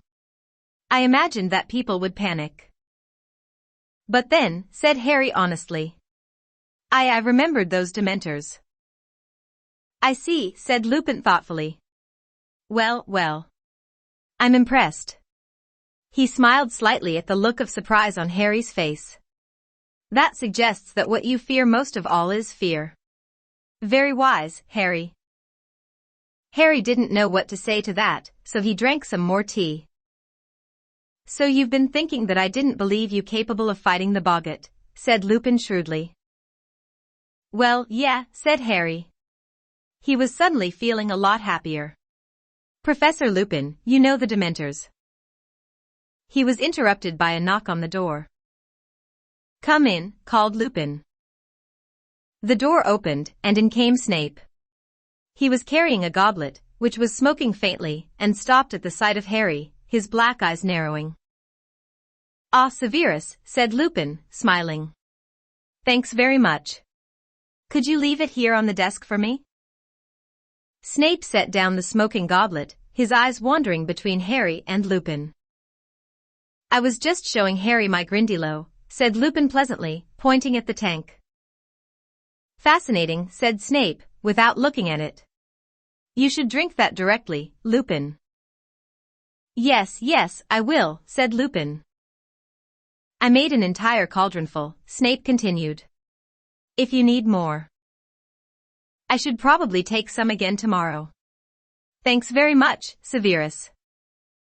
Not at all, said Snape, but there was a look in his eye Harry didn't like. He backed out of the room, unsmiling and watchful. Harry looked curiously at the goblet. Lupin smiled. Professor Snape has very kindly concocted a potion for me, he said. I have never been much of a potion brewer, and this one is particularly complex. He picked up the goblet and sniffed it. Pity sugar makes it useless, he added, taking a sip and shuddering. Why? Harry began. Lupin looked at him and answered the unfinished question. I've been feeling a bit off color, he said. This potion is the only thing that helps. I am very lucky to be working alongside Professor Snape. There aren't many wizards who are up to making it. Professor Lupin took another sip and Harry had a crazy urge to knock the goblet out of his hands. Professor Snape's very interested in the dark arts, he blurted out. Really, said Lupin, looking only mildly interested as he took another gulp of potion. Some people reckon, Harry hesitated, then plunged recklessly on. some people reckon he'd do anything to get the defense against the dark arts job. Lupin drained the goblet and pulled a face. Disgusting, he said. Well, Harry, I'd better get back to work. I'll see you at the feast later. Right, said Harry, putting down his empty teacup. The empty goblet was still smoking. There you go, said Ron. We got as much as we could carry. A shower of brilliantly colored sweets fell into Harry's lap. It was dusk and Ron and Hermione had just turned up in the common room, pink-faced from the cold wind and looking as though they'd had the time of their lives. Thanks, said Harry, picking up a packet of tiny black pepper imps. What's Hogsmeade like? Where did you go? By the sound of it, everywhere. Dervish and Banjas, the wizarding equipment shop, Zonko's joke shop, into the 3 broomsticks for foaming mugs of hot butter beer, and many places besides. The post office, Harry. About 200 owls, all sitting on shelves, all color-coded depending on how fast you want your letter to get there. Honeydukes has got a new kind of fudge, they were giving out free samples, there's a bit, look. We think we saw an ogre, honestly, they get all sorts at the 3 broomsticks. Wish we could have brought you some butter beer, really warms you up. What did you do? Said Hermione, looking anxious. Did you get any work done? No, said Harry. Lupin made me a cup of tea in his office. And then Snape came in. He told them all about the goblet. Ron's mouth fell open. Lupin drank it, he gasped. Is he mad? Hermione checked her watch. We'd better go down, you know, the feast'll be starting in 5 minutes. They hurried through the portrait hole and into the crowd, still discussing Snape. But if he, Hermione dropped her voice, glancing nervously around, if he was trying to poison Lupin, he wouldn't have done it in front of Harry. Yeah, maybe, said Harry as they reached the entrance hall and crossed into the Great Hall. It had been decorated with hundreds and hundreds of candle-filled pumpkins, a cloud of fluttering live bats, and many flaming orange streamers, which were swimming lazily across the stormy ceiling like brilliant water snakes. The food was delicious, even Hermione and Ron, who were full to bursting with Honeydukes sweets, managed second helpings of everything. Harry kept glancing at the staff table. Professor Lupin looked cheerful, and as well as he ever did, he was talking animatedly to tiny little Professor Flitwick, the charms teacher. Harry moved his eyes along the table, to the place where Snape sat. Was he imagining it, or were Snape's eyes flickering toward Lupin more often than was natural? The feast finished with an entertainment provided by the Hogwarts ghosts. They popped out of the walls and tables to do a bit of formation gliding. Nearly headless Nick, the Gryffindor ghost, had a great success with a reenactment of his own botched beheading. It had been such a pleasant evening that Harry's good mood couldn't even be spoiled by Malfoy, who shouted through the crowd as they all left the hall, "The Dementors send their love, Potter." Harry, Ron, and Hermione followed the rest of the Gryffindors along the usual path to Gryffindor Tower, but when they reached the corridor that ended with the portrait of the fat lady, they found it jammed with students. "Why isn't anyone going in?" said Ron curiously. Harry peered over the heads in front of him. The portrait seemed to be closed. "Let me through, please," came Percy's voice, and he came bustling importantly through the crowd. "What's the hold-up here? You can't all have forgotten the password. Excuse me, I'm head boy." And then a silence fell over the crowd, from the front first, so that a chill seemed to spread down the corridor. They heard Percy say, in a suddenly sharp voice, "Somebody get Professor Dumbledore. Quick." People's heads turned, those at the back were standing on tiptoe. "What's going on?" said Ginny, who had just arrived. A moment later, Professor Dumbledore was there, sweeping toward the portrait. The Gryffindors squeezed together to let him through, and Harry, Ron, and Hermione moved closer to see what the trouble was. "Oh my!" Hermione grabbed Harry's arm. The fat lady had vanished from her portrait, which had been slashed so viciously that strips of canvas littered the floor. Great chunks of it had been torn away completely. Dumbledore took one quick look at the ruined painting and turned, his eyes somber, to see Professors McGonagall, Lupin, and Snape hurrying toward him. "We need to find her," said Dumbledore. "Professor McGonagall, please go to Mr. Filch at once and tell him to search every painting in the castle for the fat lady." "You'll be lucky," said a cackling voice. It was Peeves the poltergeist, bobbing over the crowd and looking delighted, as he always did, at the sight of wreckage or worry. "What do you mean, Peeves?" said Dumbledore calmly, and Peeves' grin faded a little. He didn't dare taunt Dumbledore. Instead he adopted an oily voice that was no better than his cackle. "Ashamed, your headship, sir. Doesn't want to be seen. She's a horrible mess. Saw her running through the landscape up on the 4th floor, sir, dodging between the trees. Crying something dreadful," he said happily. "Poor thing," he added unconvincingly. "Did she say who did it?" said Dumbledore quietly. "Oh yes, Professor Head," said Peeves, with the air of one cradling a large bombshell in his arms. "He got very angry when she wouldn't let him in, you see." Peeves flipped over and grinned at Dumbledore from between his own legs. "Nasty temper he's got, that Sirius Black." Chapter 9. Grim Defeat. Professor Dumbledore sent all the Gryffindors back to the Great Hall, where they were joined 10 minutes later by the students from Hufflepuff, Ravenclaw, and Slytherin, who all looked extremely confused. "The teachers and I need to conduct a thorough search of the castle," Professor Dumbledore told them as Professors McGonagall and Flitwick closed all doors into the hall. "I'm afraid that, for your own safety, you will have to spend the night here.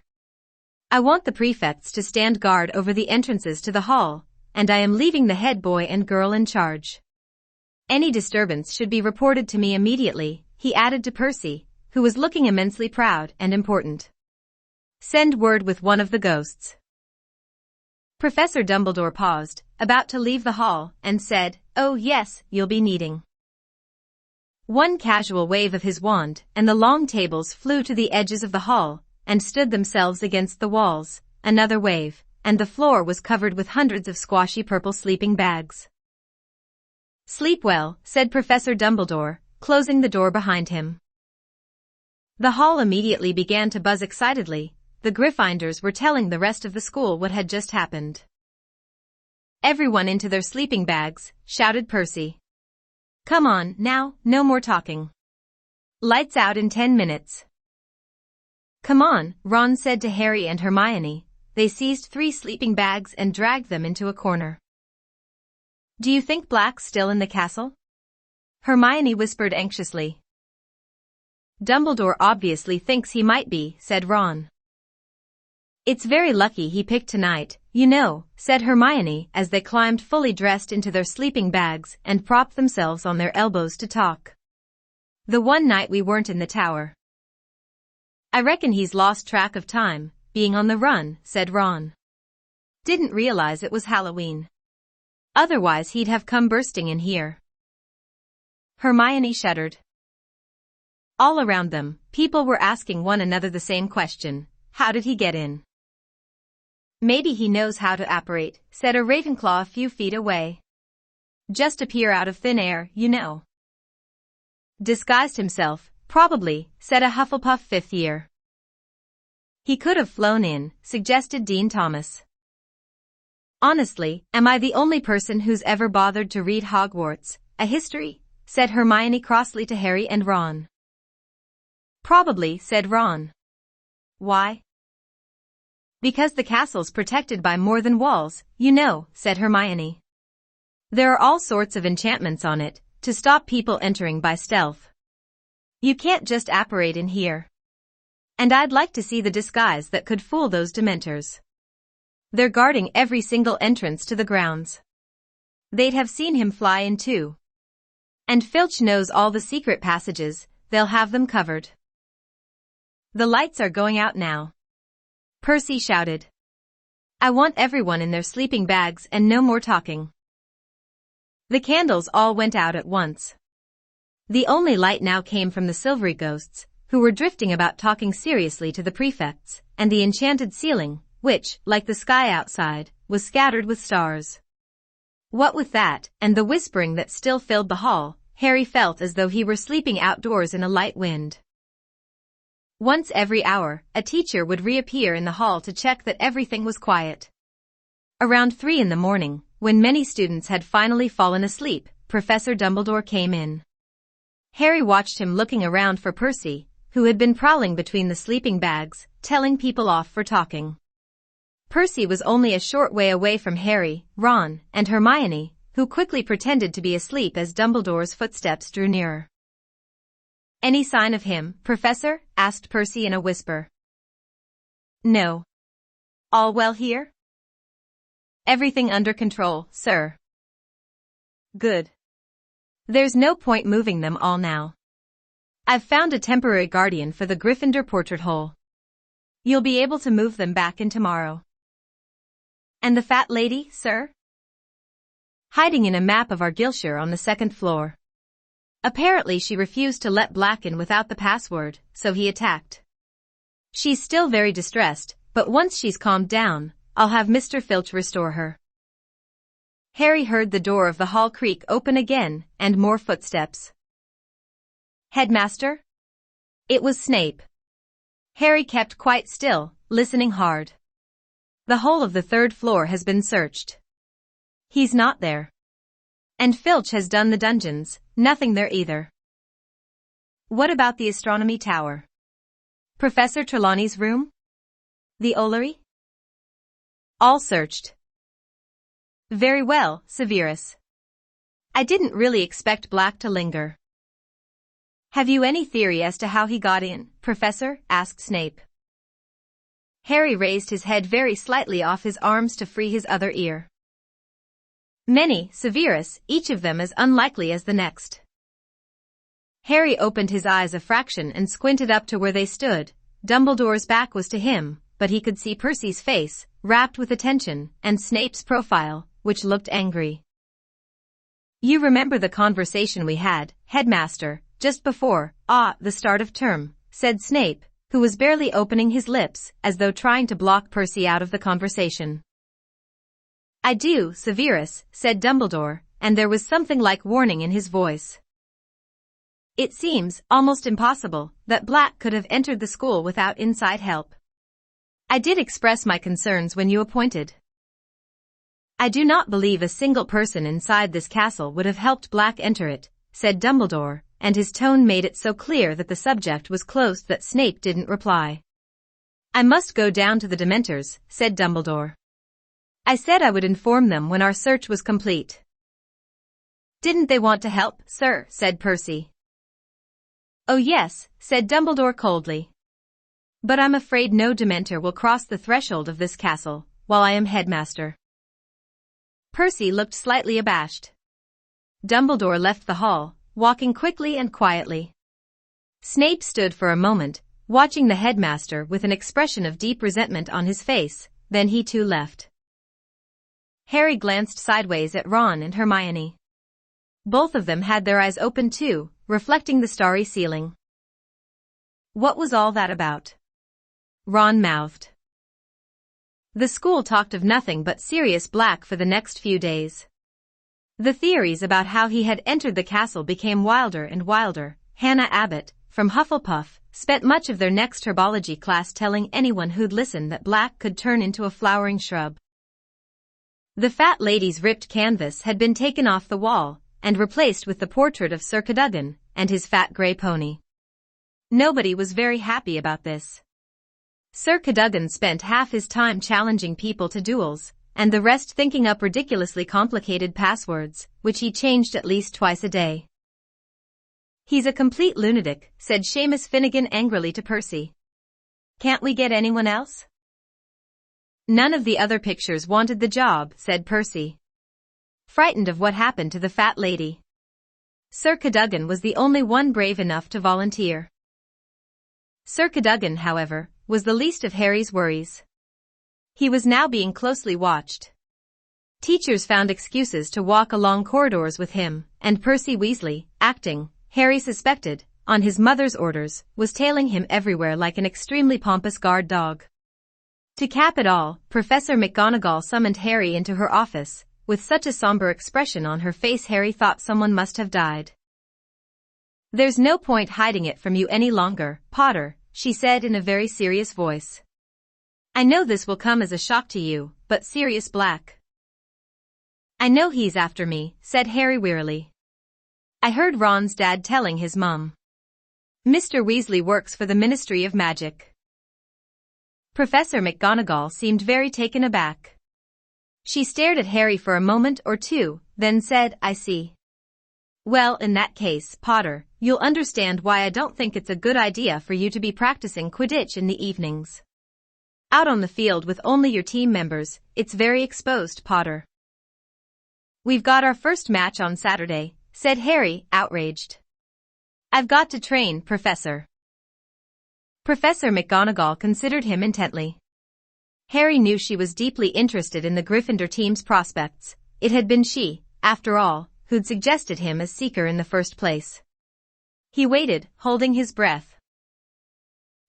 Professor McGonagall stood up and stared out of the window at the Quidditch field, just visible through the rain.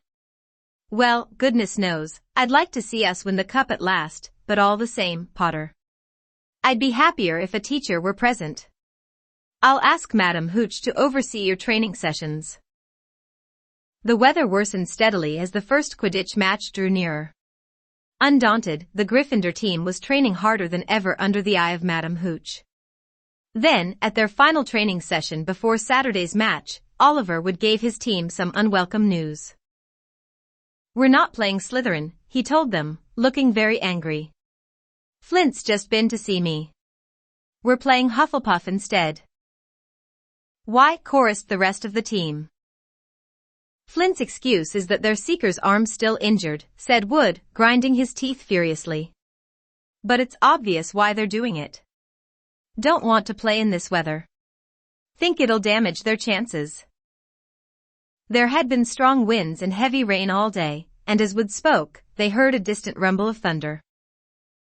"There's nothing wrong with Malfoy's arm," said Harry furiously. "He's faking it."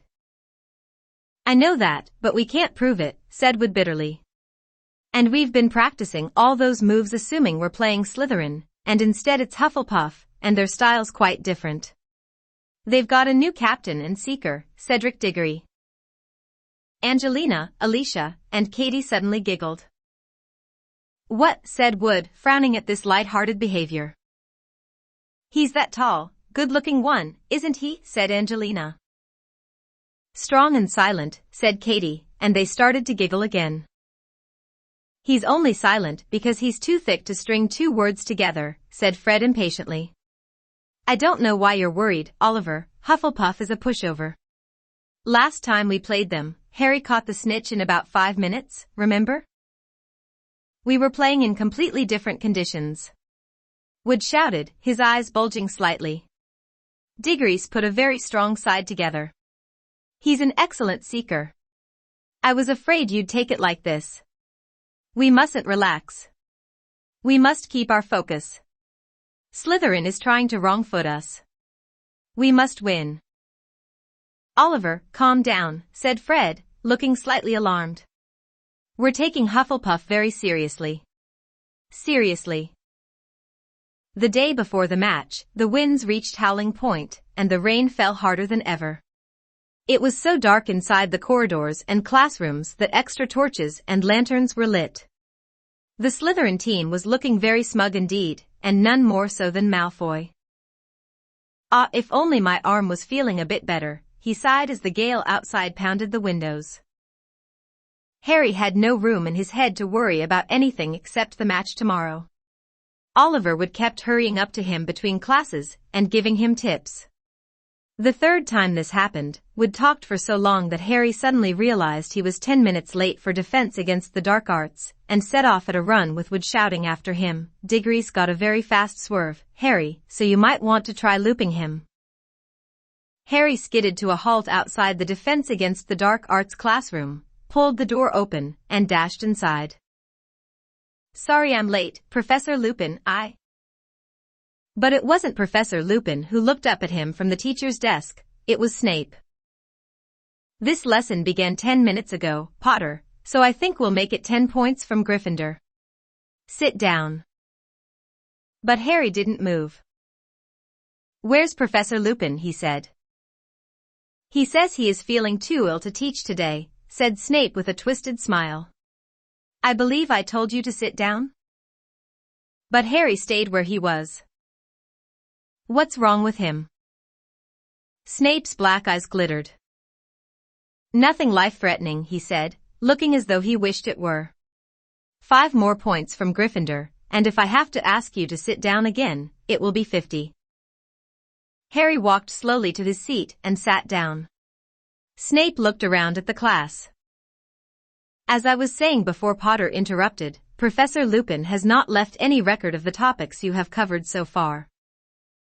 Please, sir, we've done boggarts, red caps, kappas, and grindylows, said Hermione quickly, and we're just about to start. Be quiet, said Snape coldly. I did not ask for information. I was merely commenting on Professor Lupin's lack of organization. He's the best defense against the dark arts teacher we've ever had, said Dean Thomas boldly, and there was a murmur of agreement from the rest of the class. Snape looked more menacing than ever. You are easily satisfied. Lupin is hardly overtaxing you. I would expect first years to be able to deal with red caps and grindylows. Today we shall discuss. Harry watched him flick through the textbook to the very back chapter, which he must know they hadn't covered. Werewolves, said Snape. But, sir, said Hermione, seemingly unable to restrain herself, we're not supposed to do werewolves yet, we're due to start hinky-punks. Miss Granger, said Snape in a voice of deadly calm, I was under the impression that I am teaching this lesson, not you. And I am telling you all to turn to page 394. He glanced around again. All of you. Now. With many bitter sidelong looks and some sullen muttering, the class opened their books. Which of you can tell me how we distinguish between the werewolf and the true wolf? Said Snape. Everyone sat in motionless silence, everyone except Hermione, whose hand, as it so often did, had shot straight into the air. Anyone? Snape said, ignoring Hermione. His twisted smile was back. Are you telling me that Professor Lupin hasn't even taught you the basic distinction between? We told you, said Parvati suddenly, we haven't got as far as werewolves yet, we're still on. Silence, snarled Snape. Well, I never thought I'd meet a third-year class who wouldn't even recognize a werewolf when they saw one. I shall make a point of informing Professor Dumbledore how very behind you all are. Please, sir, said Hermione, whose hand was still in the air, the werewolf differs from the true wolf in several small ways. The snout of the werewolf. That is the second time you have spoken out of turn, Miss Granger, said Snape coolly. 5 more points from Gryffindor for being an insufferable know-it-all. Hermione went very red, put down her hand, and stared at the floor with her eyes full of tears. It was a mark of how much the class loathed Snape that they were all glaring at him, because every one of them had called Hermione a know-it-all at least once, and Ron, who told Hermione she was a know-it-all at least twice a week, said loudly, You asked us a question, and she knows the answer. Why ask if you don't want to be told? The class knew instantly he'd gone too far. Snape advanced on Ron slowly, and the room held its breath. Detention, Weasley, Snape said silkily, his face very close to Ron's. And if I ever hear you criticize the way I teach a class again, you will be very sorry indeed. No one made a sound throughout the rest of the lesson. They sat and made notes on werewolves from the textbook, while Snape prowled up and down the rows of desks, examining the work they had been doing with Professor Lupin. Very poorly explained. That is incorrect, the kappa is more commonly found in Mongolia. Professor Lupin gave this 8 out of 10? I wouldn't have given it 3. When the bell rang at last, Snape held them back.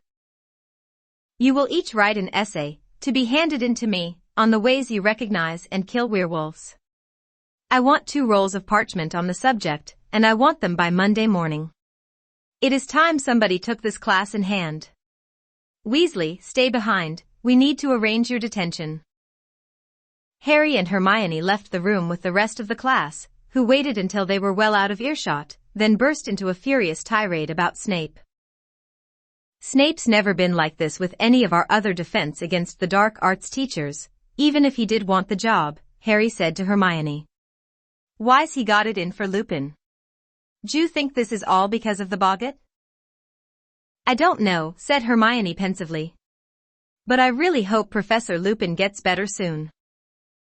Ron caught up with them 5 minutes later, in a towering rage.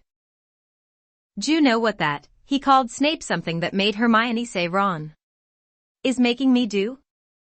I've got to scrub out the bedpans in the hospital wing. Without magic. He was breathing deeply, his fists clenched. Why couldn't Black have hidden in Snape's office, He could have finished him off for us. Harry woke extremely early the next morning, so early that it was still dark. For a moment he thought the roaring of the wind had woken him. Then he felt a cold breeze on the back of his neck and sat bolt upright. Peeves the poltergeist had been floating next to him, blowing hard in his ear. What did you do that for? Said Harry furiously. Peeves puffed out his cheeks, blew hard, and zoomed backward out of the room, cackling. Harry fumbled for his alarm clock, and looked at it. It was 4:30. Cursing Peeves, he rolled over and tried to get back to sleep, but it was very difficult, now that he was awake, to ignore the sounds of the thunder rumbling overhead, the pounding of the wind against the castle walls, and the distant creaking of the trees in the forbidden forest. In a few hours he would be out on the Quidditch field, battling through that gale. Finally, he gave up any thought of more sleep, got up, dressed, picked up his Nimbus 2000, and walked quietly out of the dormitory. As Harry opened the door, something brushed against his leg. He bent down just in time to grab Crookshanks by the end of his bushy tail, and drag him outside. You know, I reckon Ron was right about you, Harry told Crookshanks suspiciously. There are plenty of mice around this place, go and chase them. Go on, he added, nudging Crookshanks down the spiral staircase with his foot. Leave Scabbers alone. The noise of the storm was even louder in the common room. Harry knew better than to think the match would be cancelled. Quidditch matches weren't called off for trifles like thunderstorms. Nevertheless, he was starting to feel very apprehensive. Wood had pointed out Cedric Diggory to him in the corridor. Diggory was a 5th year, and a lot bigger than Harry. Seekers were usually light and speedy, but Diggory's weight would be an advantage in this weather because he was less likely to be blown off course. Harry whiled away the hours until dawn in front of the fire, getting up every now and then to stop Crookshanks from sneaking up the boys' staircase again.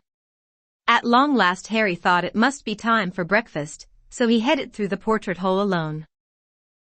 Stand and fight, you mangy cur, yelled Sir Cadogan.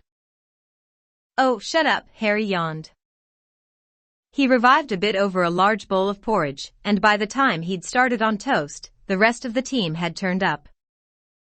It's going to be a tough one, said Wood, who wasn't eating anything. Stop worrying, Oliver, said Alicia soothingly, we don't mind a bit of rain. But it was considerably more than a bit of rain. Such was the popularity of Quidditch that the whole school turned out to watch the match as usual, but they ran down the lawns toward the Quidditch field, heads bowed against the ferocious wind, umbrellas being whipped out of their hands as they went. Just before he entered the locker room, Harry saw Malfoy, Crabbe, and Goyle, laughing and pointing at him from under an enormous umbrella on their way to the stadium. The team changed into their scarlet robes and waited for Wood's usual pre-match pep talk, but it didn't come. He tried to speak several times, made an odd gulping noise, then shook his head hopelessly and beckoned them to follow him. The wind was so strong that they staggered sideways as they walked out onto the field. If the crowd was cheering, they couldn't hear it over the fresh rolls of thunder. Rain was splattering over Harry's glasses. How on earth was he going to see the snitch in this? The Hufflepuffs were approaching from the opposite side of the field, wearing canary yellow robes. The captains walked up to each other and shook hands. Diggory smiled at Wood, but Wood now looked as though he had lockjaw, and merely nodded. Harry saw Madame Hooch's mouth form the words, mount your brooms. He pulled his right foot out of the mud with a squelch, and swung it over his Nimbus 2000. Madame Hooch put her whistle to her lips and gave it a blast that sounded shrill and distant. They were off. Harry rose fast, but his Nimbus was swerving slightly with the wind. He held it as steady as he could and turned, squinting into the rain. Within 5 minutes Harry was soaked to his skin and frozen, hardly able to see his teammates, let alone the tiny snitch. He flew backward and forward across the field past blurred red and yellow shapes, with no idea of what was happening in the rest of the game. He couldn't hear the commentary over the wind. The crowd was hidden beneath a sea of cloaks and battered umbrellas. Twice Harry came very close to being unseated by a bludger. His vision was so clouded by the rain on his glasses he hadn't seen them coming. He lost track of time. It was getting harder and harder to hold his broom straight. The sky was getting darker, as though night had decided to come early. Twice Harry nearly hit another player, without knowing whether it was a teammate or opponent. Everyone was now so wet, and the rain so thick, he could hardly tell them apart. With the first flash of lightning came the sound of Madame Hooch's whistle. Harry could just see the outline of Wood through the thick rain, gesturing him to the ground. The whole team splashed down into the mud. I called for timeout. Wood roared at his team. Come on, under here. They huddled at the edge of the field under a large umbrella. Harry took off his glasses and wiped them hurriedly on his robes. What's the score? We're 50 points up, said Wood, but unless we get the snitch soon, we'll be playing into the night. I've got no chance with these on, Harry said exasperatedly, waving his glasses. At that very moment, Hermione appeared at his shoulder. She was holding her cloak over her head and was, inexplicably, beaming. I've had an idea, Harry. Give me your glasses, quick. He handed them to her, and as the team watched in amazement, Hermione tapped them with her wand and said, impervious. There, she said, handing them back to Harry. They'll repel water. Wood looked as though he could have kissed her. Brilliant, he called hoarsely after her as she disappeared into the crowd. Okay, team, let's go for it. Hermione's spell had done the trick. Harry was still numb with cold, still wetter than he'd ever been in his life, but he could see. Full of fresh determination, he urged his broom through the turbulent air, staring in every direction for the snitch, avoiding a bludger, ducking beneath Diggory, who was streaking in the opposite direction. There was another clap of thunder, followed immediately by forked lightning. This was getting more and more dangerous. Harry needed to get the snitch quickly.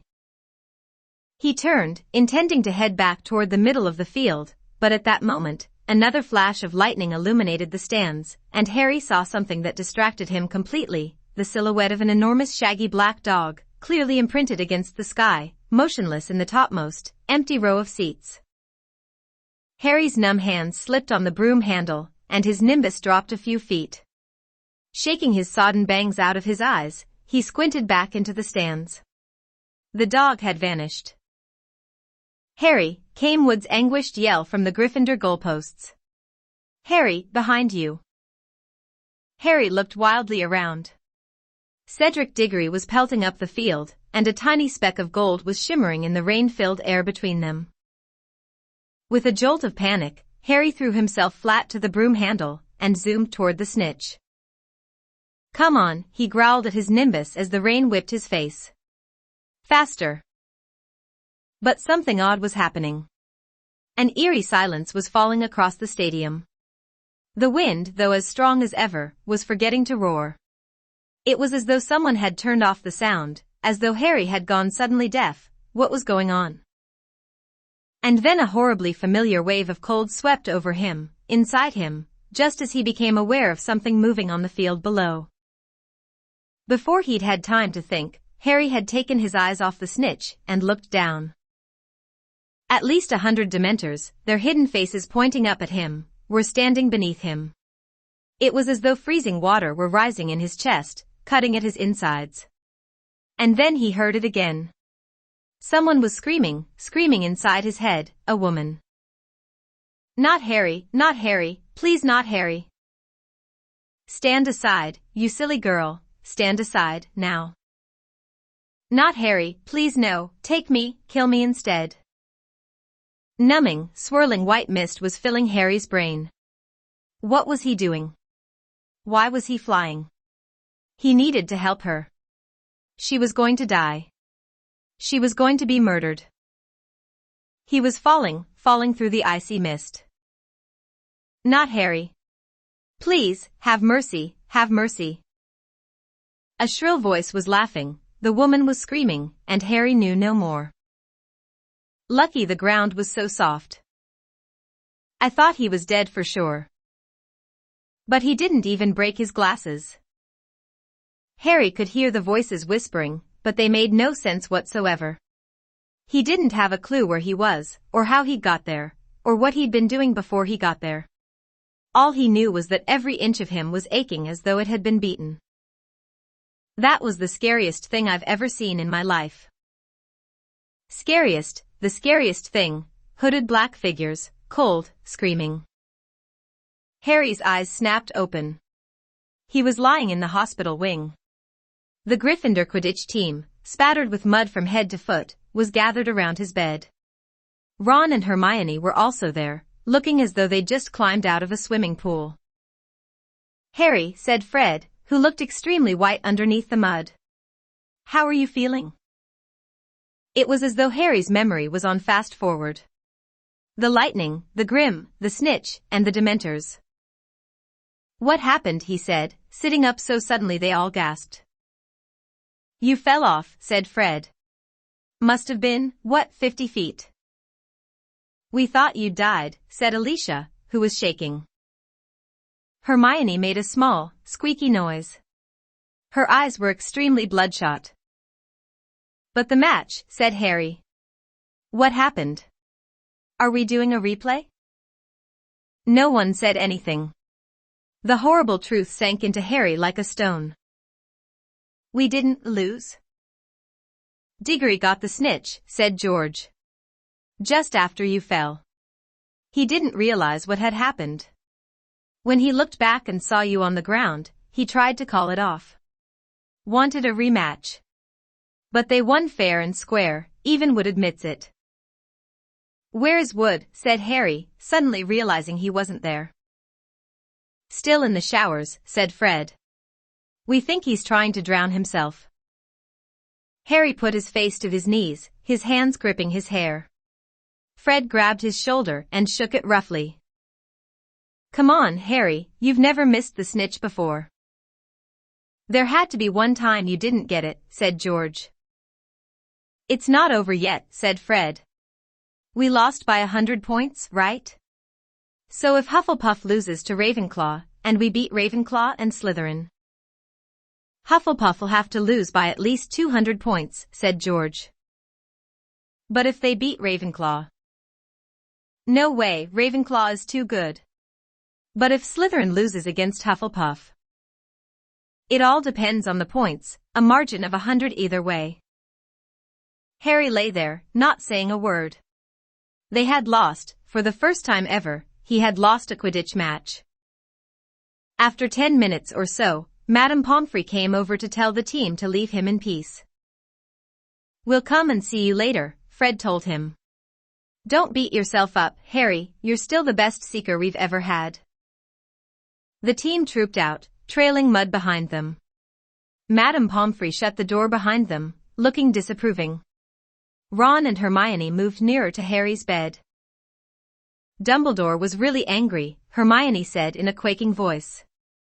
I've never seen him like that before. He ran onto the field as you fell, waved his wand, and you sort of slowed down before you hit the ground. Then he whirled his wand at the Dementors. Shot silver stuff at them. They left the stadium right away.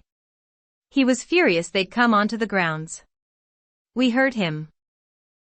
Then he magicked you onto a stretcher, said Ron. And walked up to school with you floating on it. Everyone thought you were. His voice faded, but Harry hardly noticed. He was thinking about what the Dementors had done to him, about the screaming voice. He looked up and saw Ron and Hermione looking at him so anxiously that he quickly cast around for something matter-of-fact to say. "Did someone get my nimbus?" Ron and Hermione looked quickly at each other. What?" said Harry, looking from one to the other. "Well, when you fell off, it got blown away," said Hermione hesitantly. And it hit, oh, Harry, it hit the Whomping Willow." Harry's insides lurched. The Whomping Willow was a very violent tree that stood alone in the middle of the grounds. "And," he said, dreading the answer. "Well, you know the Whomping Willow," said Ron. It doesn't like being hit."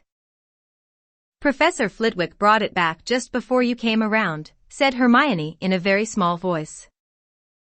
Slowly, she reached down for a bag at her feet, turned it upside down, and tipped a dozen bits of splintered wood and twig onto the bed, the only remains of Harry's faithful, finally beaten broomstick. Chapter 10. The Marauder's Map. Madame Pomfrey insisted on keeping Harry in the hospital wing for the rest of the weekend. He didn't argue or complain, but he wouldn't let her throw away the shattered remnants of his Nimbus 2000. He knew he was being stupid, knew that the Nimbus was beyond repair, but Harry couldn't help it. He felt as though he'd lost one of his best friends.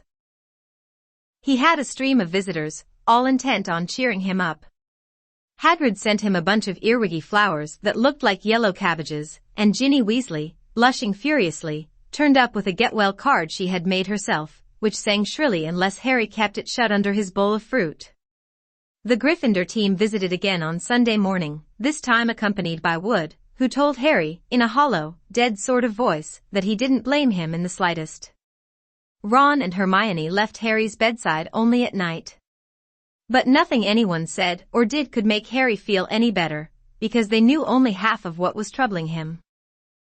He hadn't told anyone about the Grim, not even Ron and Hermione, because he knew Ron would panic and Hermione would scoff. The fact remained, however, that it had now appeared twice, and both appearances had been followed by near-fatal accidents. The first time, he had nearly been run over by the night bus, the second, fallen 50 feet from his broomstick. Was the Grim going to haunt him until he actually died? Was he going to spend the rest of his life looking over his shoulder for the beast? And then there were the Dementors. Harry felt sick and humiliated every time he thought of them. Everyone said the Dementors were horrible, but no one else collapsed every time they went near one. No one else heard echoes in their head of their dying parents. Because Harry knew who that screaming voice belonged to now. He had heard her words, heard them over and over again during the night hours in the hospital wing while he lay awake, staring at the strips of moonlight on the ceiling. When the Dementors approached him, he heard the last moments of his mother's life, her attempts to protect him, Harry, from Lord Voldemort, and Voldemort's laughter before he murdered her. Harry dozed fitfully, sinking into dreams full of clammy, rotted hands and petrified pleading, jerking awake to dwell again on his mother's voice. It was a relief to return to the noise and bustle of the main school on Monday, where he was forced to think about other things, even if he had to endure Draco Malfoy's taunting. Malfoy was almost beside himself with glee at Gryffindor's defeat. He had finally taken off his bandages and celebrated having the full use of both arms again, by doing spirited imitations of Harry falling off his broom. Malfoy spent much of their next potions class doing Dementor imitations across the dungeon. Ron finally cracked and flung a large, slippery crocodile heart at Malfoy, which hit him in the face and caused Snape to take 50 points from Gryffindor. "If Snape's teaching defense against the dark arts again, I'm skiving off," said Ron as they headed toward Lupin's classroom after lunch. "Check who's in there, Hermione." Hermione peered around the classroom door. "It's okay." Professor Lupin was back at work. It certainly looked as though he had been ill. His old robes were hanging more loosely on him, and there were dark shadows beneath his eyes. Nevertheless, he smiled at the class as they took their seats, and they burst at once into an explosion of complaints about Snape's behavior while Lupin had been ill. "It's not fair, he was only filling in, why should he give us homework? We don't know anything about werewolves." 2 rolls of parchment. Did you tell Professor Snape we haven't covered them yet? Lupin asked, frowning slightly. The babble broke out again. Yes, but he said we were really behind. He wouldn't listen. 2 rolls of parchment. Professor Lupin smiled at the look of indignation on every face. Don't worry. I'll speak to Professor Snape. You don't have to do the essay. Oh no, said Hermione, looking very disappointed. I've already finished it. They had a very enjoyable lesson. Professor Lupin had brought along a glass box containing a hinkapunk, a little one-legged creature who looked as though he were made of wisps of smoke, rather frail and harmless looking. Lures travelers into bogs, said Professor Lupin as they took notes. You notice the lantern dangling from his hand? Hops ahead, people follow the light then. The hinkapunk made a horrible squelching noise against the glass. When the bell rang, everyone gathered up their things and headed for the door, Harry among them, but... Wait a moment, Harry, Lupin called. I'd like a word. Harry doubled back and watched Professor Lupin covering the hinkapunk's box with a cloth.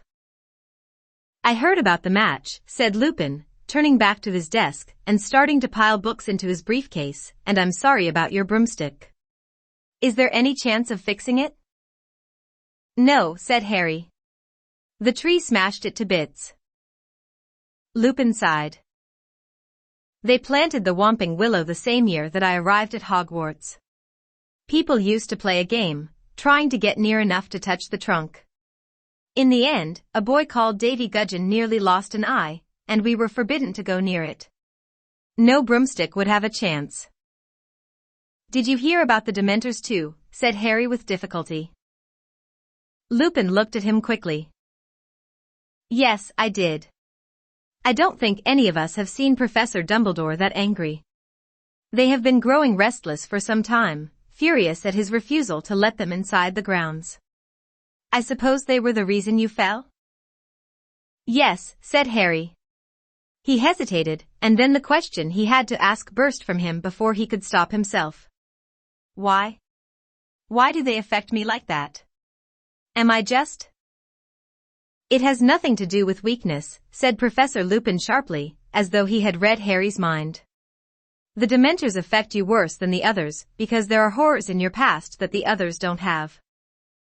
A ray of wintry sunlight fell across the classroom, illuminating Lupin's gray hairs and the lines on his young face. Dementors are among the foulest creatures that walk this earth. They infest the darkest, filthiest places. They glory in decay and despair, they drain peace, hope, and happiness out of the air around them. Even muggles feel their presence, though they can't see them. Get too near a Dementor and every good feeling, every happy memory will be sucked out of you. If it can, the Dementor will feed on you long enough to reduce you to something like itself, soulless and evil. You'll be left with nothing but the worst experiences of your life. And the worst that happened to you, Harry, is enough to make anyone fall off their broom. You have nothing to feel ashamed of.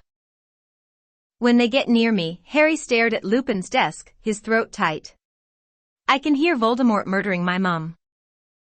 Lupin made a sudden motion with his arm as though to grip Harry's shoulder, but thought better of it. There was a moment's silence, then. Why did they have to come to the match? Said Harry bitterly. They're getting hungry, said Lupin coolly, shutting his briefcase with a snap.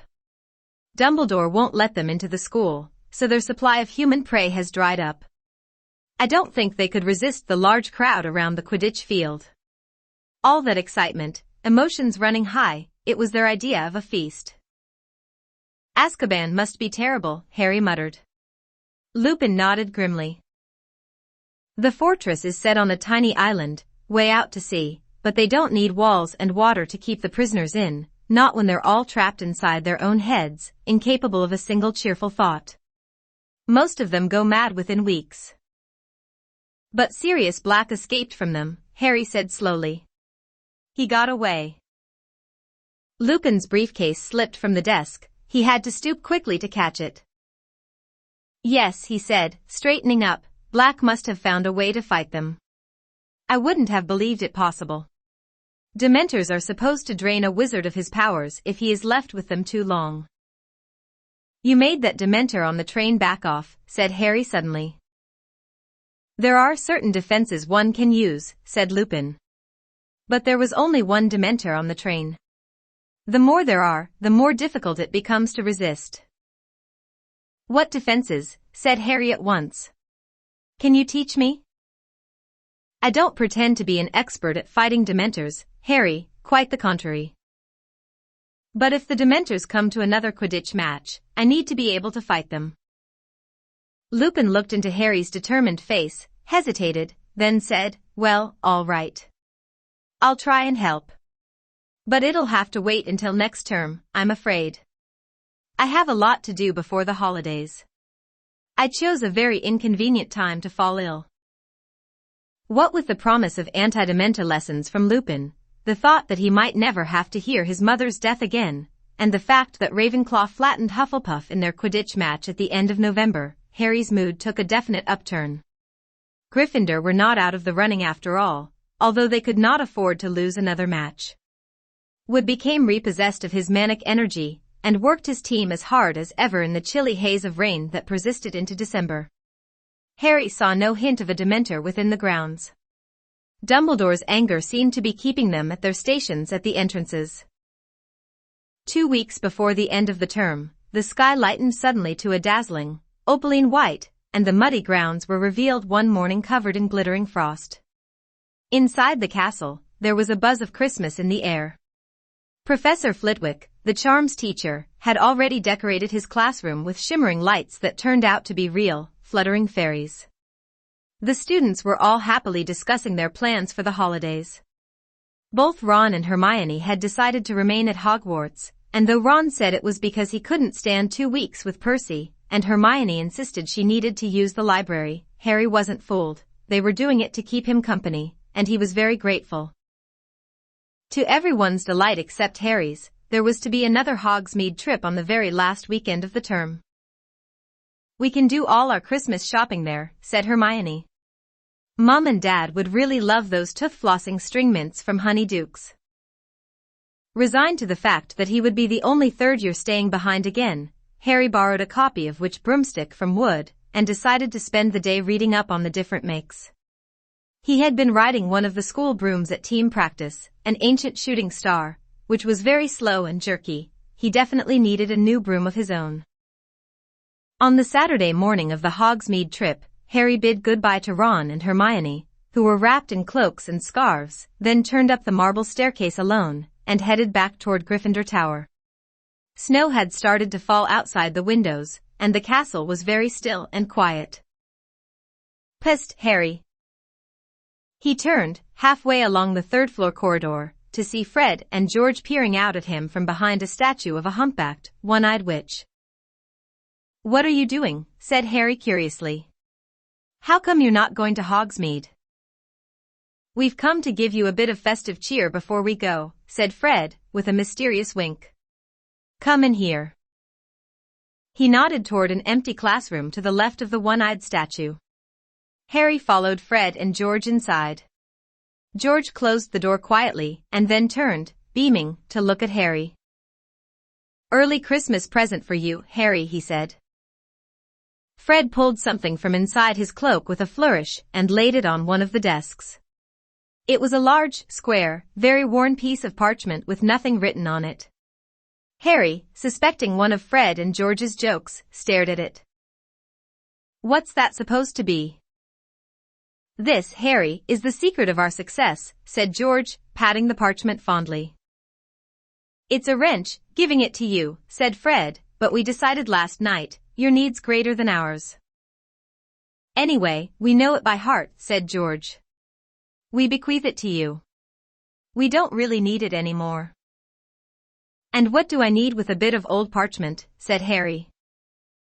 A bit of old parchment, said Fred, closing his eyes with a grimace as though Harry had mortally offended him. Explain, George. Well, when we were in our first year, Harry, young, carefree, and innocent. Harry snorted. He doubted whether Fred and George had ever been innocent. Well, more innocent than we are now, we got into a spot of bother with Filch. We let off a dung bomb in the corridor, and it upset him for some reason. So he hauled us off to his office and started threatening us with the usual detention, disembowelment. And we couldn't help noticing a drawer in one of his filing cabinets marked confiscated and highly dangerous. Don't tell me, said Harry, starting to grin. Well, what would you've done, said Fred. George caused a diversion by dropping another dung bomb. I whipped the drawer open and grabbed this. It's not as bad as it sounds, you know, said George. We don't reckon Filch ever found out how to work it. He probably suspected what it was, though, or he wouldn't have confiscated it. And you know how to work it? Oh yes, said Fred, smirking. This little beauty's taught us more than all the teachers in this school. You're winding me up, said Harry, looking at the ragged old bit of parchment. Oh, are we? Said George. He took out his wand, touched the parchment lightly, and said, I solemnly swear that I am up to no good. And at once, thin ink lines began to spread like a spider's web from the point that George's wand had touched. They joined each other, they crisscrossed, they fanned into every corner of the parchment, then words began to blossom across the top, great, cully green words, that proclaimed. Messrs. Mooney, Wormtail, Padfoot, and Prongs, purveyors of aids to magical mischief makers, are proud to present the Marauder's Map. It was a map showing every detail of the Hogwarts castle and grounds. But the truly remarkable thing were the tiny ink dots moving around it, each labeled with a name in minuscule writing. Astounded, Harry bent over it. A labeled dot in the top left corner showed that Professor Dumbledore was pacing his study, the caretaker's cat, Mrs. Norris, was prowling the second floor, and Peeves the poltergeist was currently bouncing around the trophy room. And as Harry's eyes traveled up and down the familiar corridors, he noticed something else. This map showed a set of passages he had never entered. And many of them seemed to lead right into Hogsmeade, said Fred, tracing one of them with his finger. There are 7 in all. Now, Filch knows about these 4-inch, he pointed them out, but we're sure we're the only ones who know about these. Don't bother with the one behind the mirror on the 4th floor. We used it until last winter, but it's caved in, completely blocked.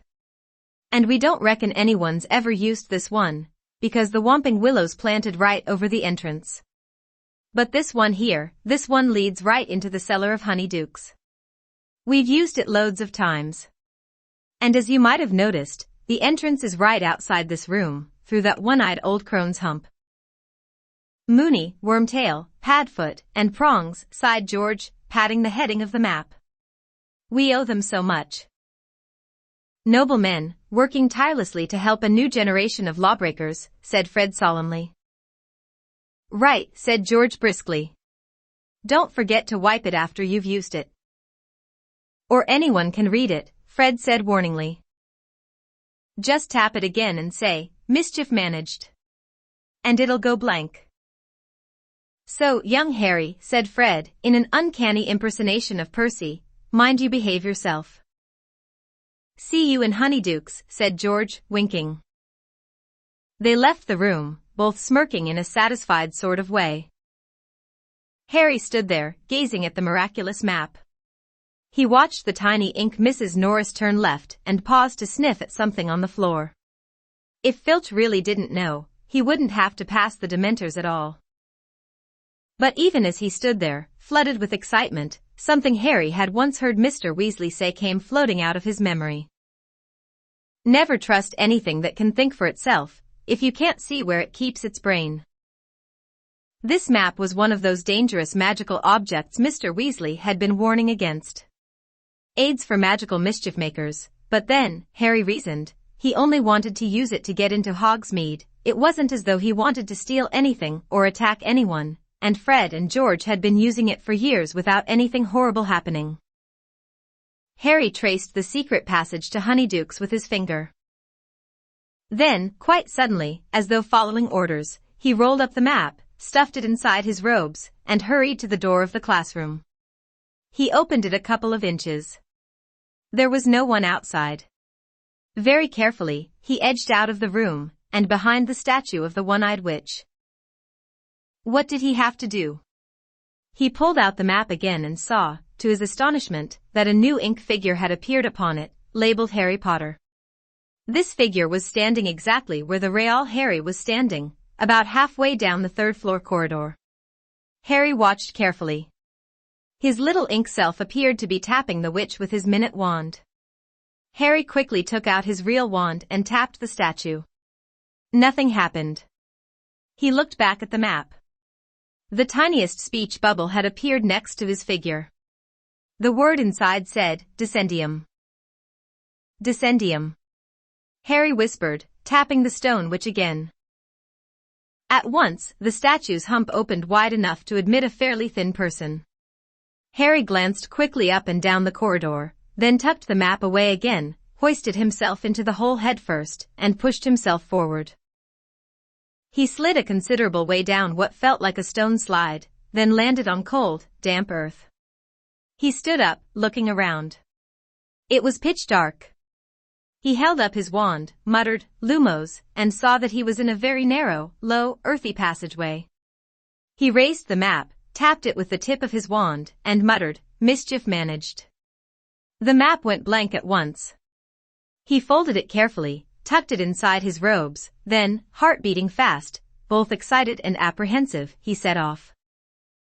The passage twisted and turned, more like the burrow of a giant rabbit than anything else. Harry hurried along it, stumbling now and then on the uneven floor, holding his wand out in front of him.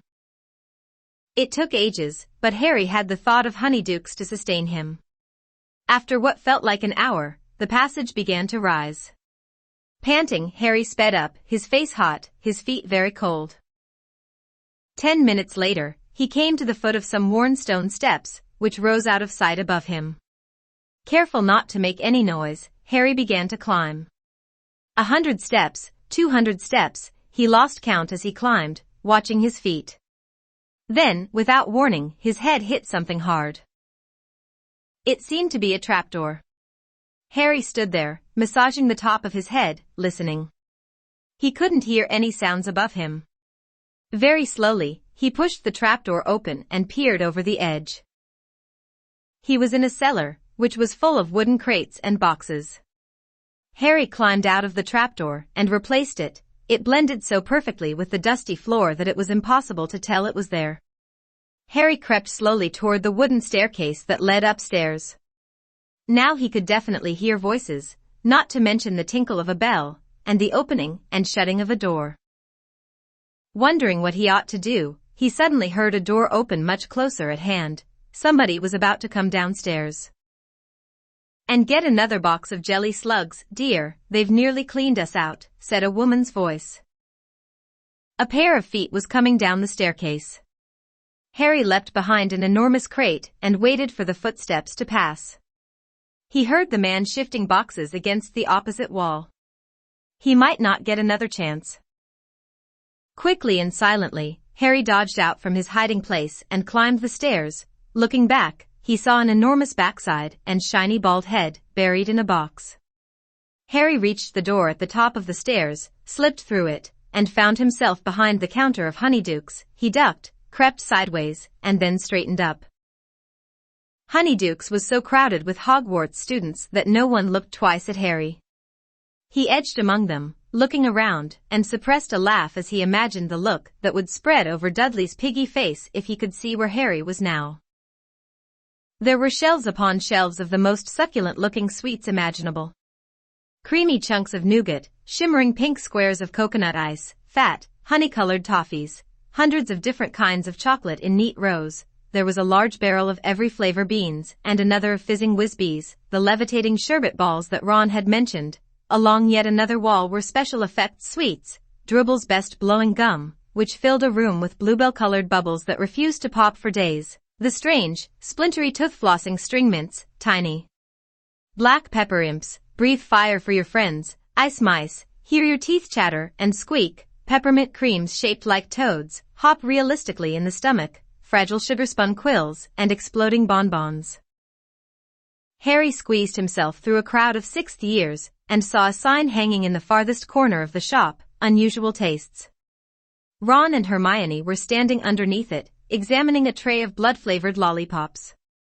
Harry sneaked up behind them. Ugh, no, Harry won't want one of those, they're for vampires, I expect, Hermione was saying. How about these, said Ron, shoving a jar of cockroach clusters under Hermione's nose. Definitely not, said Harry. Ron nearly dropped the jar. Harry, squealed Hermione. What are you doing here? How did you? Wow, said Ron, looking very impressed, you've learned to apparate. Course I haven't, said Harry. He dropped his voice so that none of the sixth years could hear him, and told them all about the Marauders map. How come Fred and George never gave it to me, said Ron, outraged. I'm their brother. But Harry isn't going to keep it, said Hermione, as though the idea were ludicrous. He's going to hand it in to Professor McGonagall, aren't you, Harry? No, I'm not, said Harry. Are you mad, said Ron, goggling at Hermione. Hand in something that good? If I hand it in, I'll have to say where I got it. Filch would know Fred and George had nicked it. But what about Sirius Black? Hermione hissed. He could be using one of the passages on that map to get into the castle. The teachers have got to know. He can't be getting in through a passage, said Harry quickly. There are 7 secret tunnels on the map, right? Fred and George reckon Filch already knows about 4 of them. And of the other 3, one of them's caved in, so no one can get through it. One of them's got the Whomping Willow planted over the entrance, so you can't get out of it. And the one I just came through, well, it's really hard to see the entrance to it down in the cellar, so unless he knew it was there. Harry hesitated. What if Black did know the passage was there? Ron, however, cleared his throat significantly and pointed to a notice pasted on the inside of the sweet shop door. By order of the Ministry of Magic.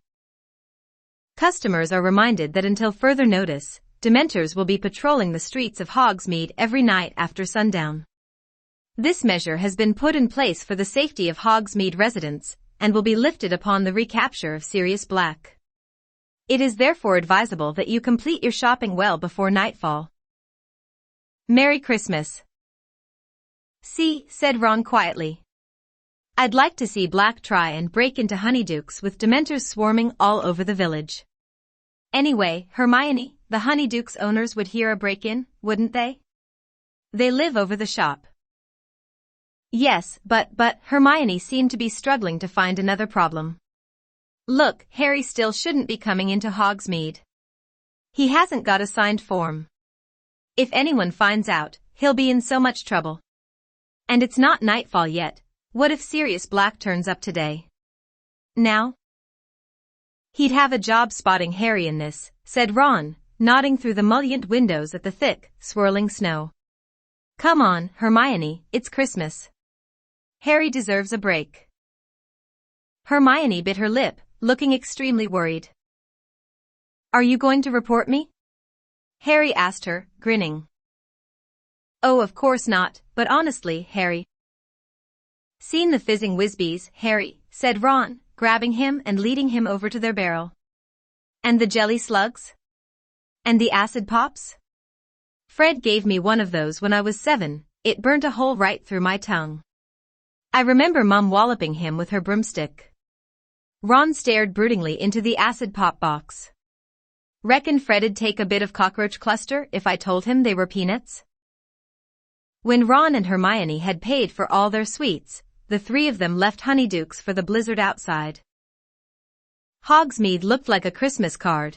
The little thatched cottages and shops were all covered in a layer of crisp snow. There were holly wreaths on the doors and strings of enchanted candles hanging in the trees. Harry shivered. Unlike the other 2, he didn't have his cloak. They headed up the street, heads bowed against the wind, Ron and Hermione shouting through their scarves. That's the post office. Zonko's is up there. We could go up to the Shrieking Shack. Tell you what, said Ron, his teeth chattering, shall we go for a butterbeer in the Three Broomsticks? Harry was more than willing. The wind was fierce and his hands were freezing, so they crossed the road, and in a few minutes were entering the tiny inn. It was extremely crowded, noisy, warm, and smoky. A curvy sort of woman with a pretty face was serving a bunch of rowdy warlocks up at the bar. That's Madame Rosmerta, said Ron. I'll get the drinks, shall I? He added, going slightly red. Harry and Hermione made their way to the back of the room, where there was a small, vacant table between the window and a handsome Christmas tree, which stood next to the fireplace. Ron came back 5 minutes later, carrying 3 foaming tankards of hot butterbeer. Merry Christmas, he said happily, raising his tankard. Harry drank deeply. It was the most delicious thing he'd ever tasted, and seemed to heat every bit of him from the inside. A sudden breeze ruffled his hair. The door of the Three Broomsticks had opened again. Harry looked over the rim of his tankard and choked. Professors McGonagall and Flitwick had just entered the pub with a flurry of snowflakes, shortly followed by Hagrid, who was deep in conversation with a portly man in a lime-green bowler hat and a pinstriped cloak, Cornelius Fudge, Minister of Magic. In an instant, Ron and Hermione had both placed hands on the top of Harry's head and forced him off his stool and under the table. Dripping with butterbeer and crouching out of sight, Harry clutched his empty tankard and watched the teacher's and Fudge's feet move toward the bar, pause, then turn and walk right toward him. Somewhere above him, Hermione whispered, Mobiliarbus. The Christmas tree beside their table rose a few inches off the ground, drifted sideways, and landed with a soft thump right in front of their table, hiding them from view. Staring through the dense lower branches, Harry saw 4 sets of chair legs move back from the table right beside theirs, then heard the grunts and sighs of the teachers and minister as they sat down. Next he saw another pair of feet, wearing sparkly turquoise high heels, and heard a woman's voice. A small gillywater. Mine, said Professor McGonagall's voice. 4 pints of mulled mead. Ta, Rosmerta, said Hagrid. A cherry syrup and soda with ice and umbrella. Said Professor Flitwick, smacking his lips. So you'll be the red currant rum, Minister. Thank you, Rosmerta, dear, said Fudge's voice. Lovely to see you again, I must say. Have one yourself, won't you? Come and join us. Well, thank you very much, Minister. Harry watched the glittering heels march away and back again. His heart was pounding uncomfortably in his throat. Why hadn't it occurred to him that this was the last weekend of term for the teachers too? And how long were they going to sit there? He needed time to sneak back into Honeydukes if he wanted to return to school tonight. Hermione's leg gave a nervous twitch next to him. So what brings you to this neck of the woods, Minister? Came Madame Rosmerta's voice.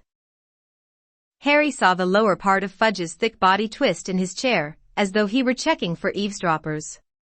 Then he said in a quiet voice, What else, dear, but Sirius Black?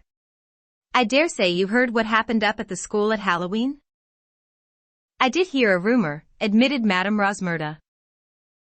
Did you tell the whole pub, Hagrid? Said Professor McGonagall exasperatedly. Do you think Black's still in the area, Minister? Whispered Madame Rosmerta. I'm sure of it, said Fudge shortly. You know that the Dementors have searched my pub twice, said Madame Rosmerta, a slight edge to her voice. Scared all my customers away. It's very bad for business, Minister. Rosmerta, dear, I don't like them any more than you do, said Fudge uncomfortably. Necessary precaution, unfortunate, but there you are. I've just met some of them. They're in a fury against Dumbledore, he won't let them inside the castle grounds. I should think not, said Professor McGonagall sharply. How are we supposed to teach with those horrors floating around? Here, here, squeaked tiny Professor Flitwick, whose feet were dangling a foot from the ground. All the same, demurred Fudge, they are here to protect you all from something much worse. We all know what Black's capable of. Do you know, I still have trouble believing it, said Madame Rosmerta thoughtfully. Of all the people to go over to the dark side, Sirius Black was the last I'd have thought. I mean, I remember him when he was a boy at Hogwarts. If you'd told me then what he was going to become, I'd have said you'd had too much mead. You don't know the half of it, Rosmerta, said Fudge gruffly. The worst he did isn't widely known. The worst, said Madame Rosmerta, her voice alive with curiosity. Worse than murdering all those poor people, you mean? I certainly do, said Fudge. I can't believe that. What could possibly be worse? You say you remember him at Hogwarts, Rosmerta, murmured Professor McGonagall. Do you remember who his best friend was? Naturally, said Madame Rosmerta, with a small laugh. Never saw one without the other, did you? The number of times I had them in here, ooh, they used to make me laugh. Quite the double act, Sirius Black and James Potter. Harry dropped his tankard with a loud clunk. Ron kicked him. Precisely, said Professor McGonagall. Black and Potter. Ringleaders of their little gang. Both very bright, of course, exceptionally bright, in fact, but I don't think we've ever had such a pair of troublemakers. I dunno, chuckled Hagrid. Fred and George Weasley could give 'em a run for their money. You'd have thought Black and Potter were brothers, chimed in Professor Flitwick. Inseparable. Of course they were, said Fudge. Potter trusted Black beyond all his other friends. Nothing changed when they left school. Black was best man when James married Lily. Then they named him godfather to Harry. Harry has no idea, of course. You can imagine how the idea would torment him. Because Black turned out to be in league with you-know-who, whispered Madame Rosmerta. Worse even than that, dear. Fudge dropped his voice and proceeded in a sort of low rumble. Not many people are aware that the Potters knew you-know-who was after them. Dumbledore, who was of course working tirelessly against you-know-who, had a number of useful spies. One of them tipped him off, and he alerted James and Lily at once. He advised them to go into hiding. Well, of course, you-know-who wasn't an easy person to hide from. Dumbledore told them that their best chance was the Fidelius charm. How does that work? Said Madame Rosmerta, breathless with interest. Professor Flitwick cleared his throat. An immensely complex spell, he said squeakily, involving the magical concealment of a secret inside a single, living soul. The information is hidden inside the chosen person, or secret keeper, and is henceforth impossible to find, unless, of course, the secret keeper chooses to divulge it. As long as the secret keeper refused to speak, you-know-who could search the village where Lily and James were staying for years and never find them, not even if he had his nose pressed against their sitting room window. So Black was the Potter's secret keeper, whispered Madame Rosmerta. Naturally, said Professor McGonagall. James Potter told Dumbledore that Black would die rather than tell where they were, that Black was planning to go into hiding himself, and yet, Dumbledore remained worried. I remember him offering to be the Potter's secret keeper himself. He suspected Black, gasped Madame Rosmerta. He was sure that somebody close to the Potters had been keeping you-know-who informed of their movements, said Professor McGonagall darkly. Indeed, he had suspected for some time that someone on our side had turned traitor, and was passing a lot of information to you-know-who. But James Potter insisted on using Black? He did, said Fudge heavily. And then, barely a week after the Fidelius charm had been performed. Black betrayed them, breathed Madame Rosmerta. He did indeed.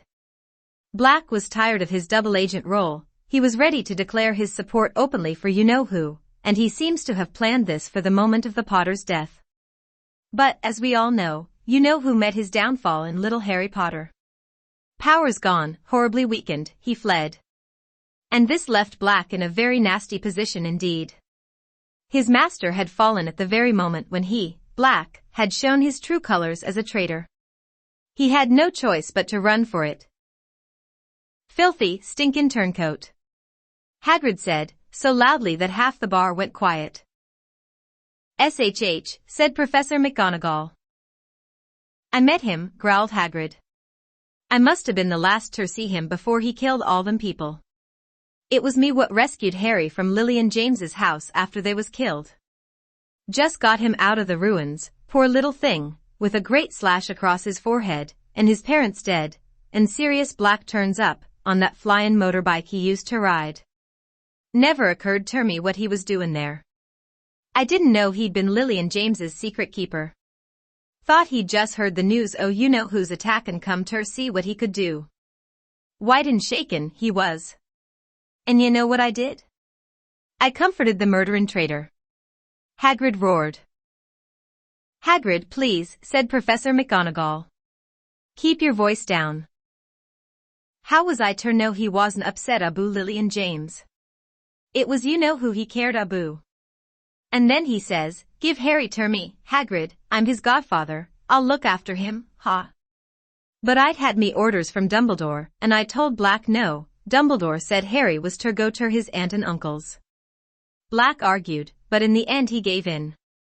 Told me to take his motorbike to get Harry there. I won't need it anymore, he says.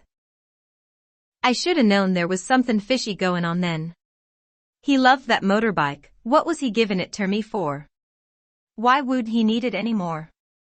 Fact was, it was too easy to trace. Dumbledore knew he'd been the Potter's secret keeper. Black knew he was going to have to run fair at that night, knew it was a matter o' hours before the Ministry was after him. But what if I'd given Harry to him, eh?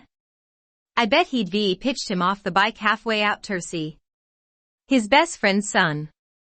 But when a wizard goes over to the dark side, there's nothin', and no one that matters to em anymore.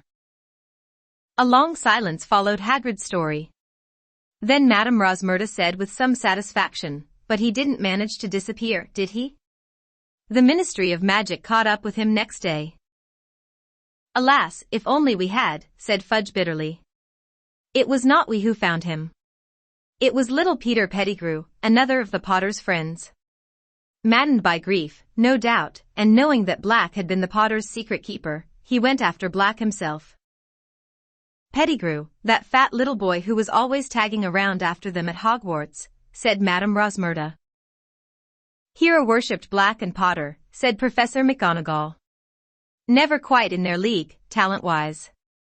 I was often rather sharp with him. You can imagine how I regret that now. She sounded as though she had a sudden head cold. There now, Minerva, said Fudge kindly, Pettigrew died a hero's death. Eyewitnesses, muggles, of course, we wiped their memories later, told us how Pettigrew cornered Black. They say he was sobbing, Lily and James, serious. How could you? And then he went for his wand. Well, of course, Black was quicker. Blew Pettigrew to smithereens. Professor McGonagall blew her nose and said thickly, stupid boy, foolish boy, he was always hopeless at dueling, should have left it to the Ministry. I tell ya, if I'd got ter Black before little Pettigrew did, I would not have messed around with wands, I'd ripped him limb from limb, Hagrid growled. You don't know what you're talking about, Hagrid, said Fudge sharply. Nobody but trained hit wizards from the magical law enforcement squad would have stood a chance against Black once he was cornered. I was junior minister in the Department of Magical Catastrophes at the time, and I was one of the first on the scene after Black murdered all those people. I will never forget it. I still dream about it sometimes. A crater in the middle of the street, so deep it had cracked the sewer below. Bodies everywhere. Muggles screaming. And Black standing there laughing, with what was left of Pettigrew in front of him, a heap of blood-stained robes and a few fragments. Fudge's voice stopped abruptly. There was the sound of 5 noses being blown. Well, there you have it, Rosmerta, said Fudge thickly. Black was taken away by 20 members of the magical law enforcement squad, and Pettigrew received the Order of Merlin, first class, which I think was some comfort to his poor mother. Black's been in Azkaban ever since. Madame Rosmerta let out a long sigh. Is it true he's mad, Minister? I wish I could say that he was, said Fudge slowly. I certainly believe his master's defeat unhinged him for a while. The murder of Pettigrew, and all those muggles, was the action of a cornered and desperate man, cruel, pointless. Yet I met Black on my last inspection of Azkaban. You know, most of the prisoners in there sit muttering to themselves in the dark. There's no sense in them, but I was shocked at how normal Black seemed. He spoke quite rationally to me. It was unnerving. You'd have thought he was merely bored, asked if I'd finished with my newspaper. Cool as you please, said he missed doing the crossword. Yes, I was astounded at how little effect the Dementors seemed to be having on him, and he was one of the most heavily guarded in the place, you know. Dementors outside his door day and night. But what do you think he's broken out to do, said Madame Rosmerta. Good gracious, Minister, he isn't trying to rejoin you-know-who, is he?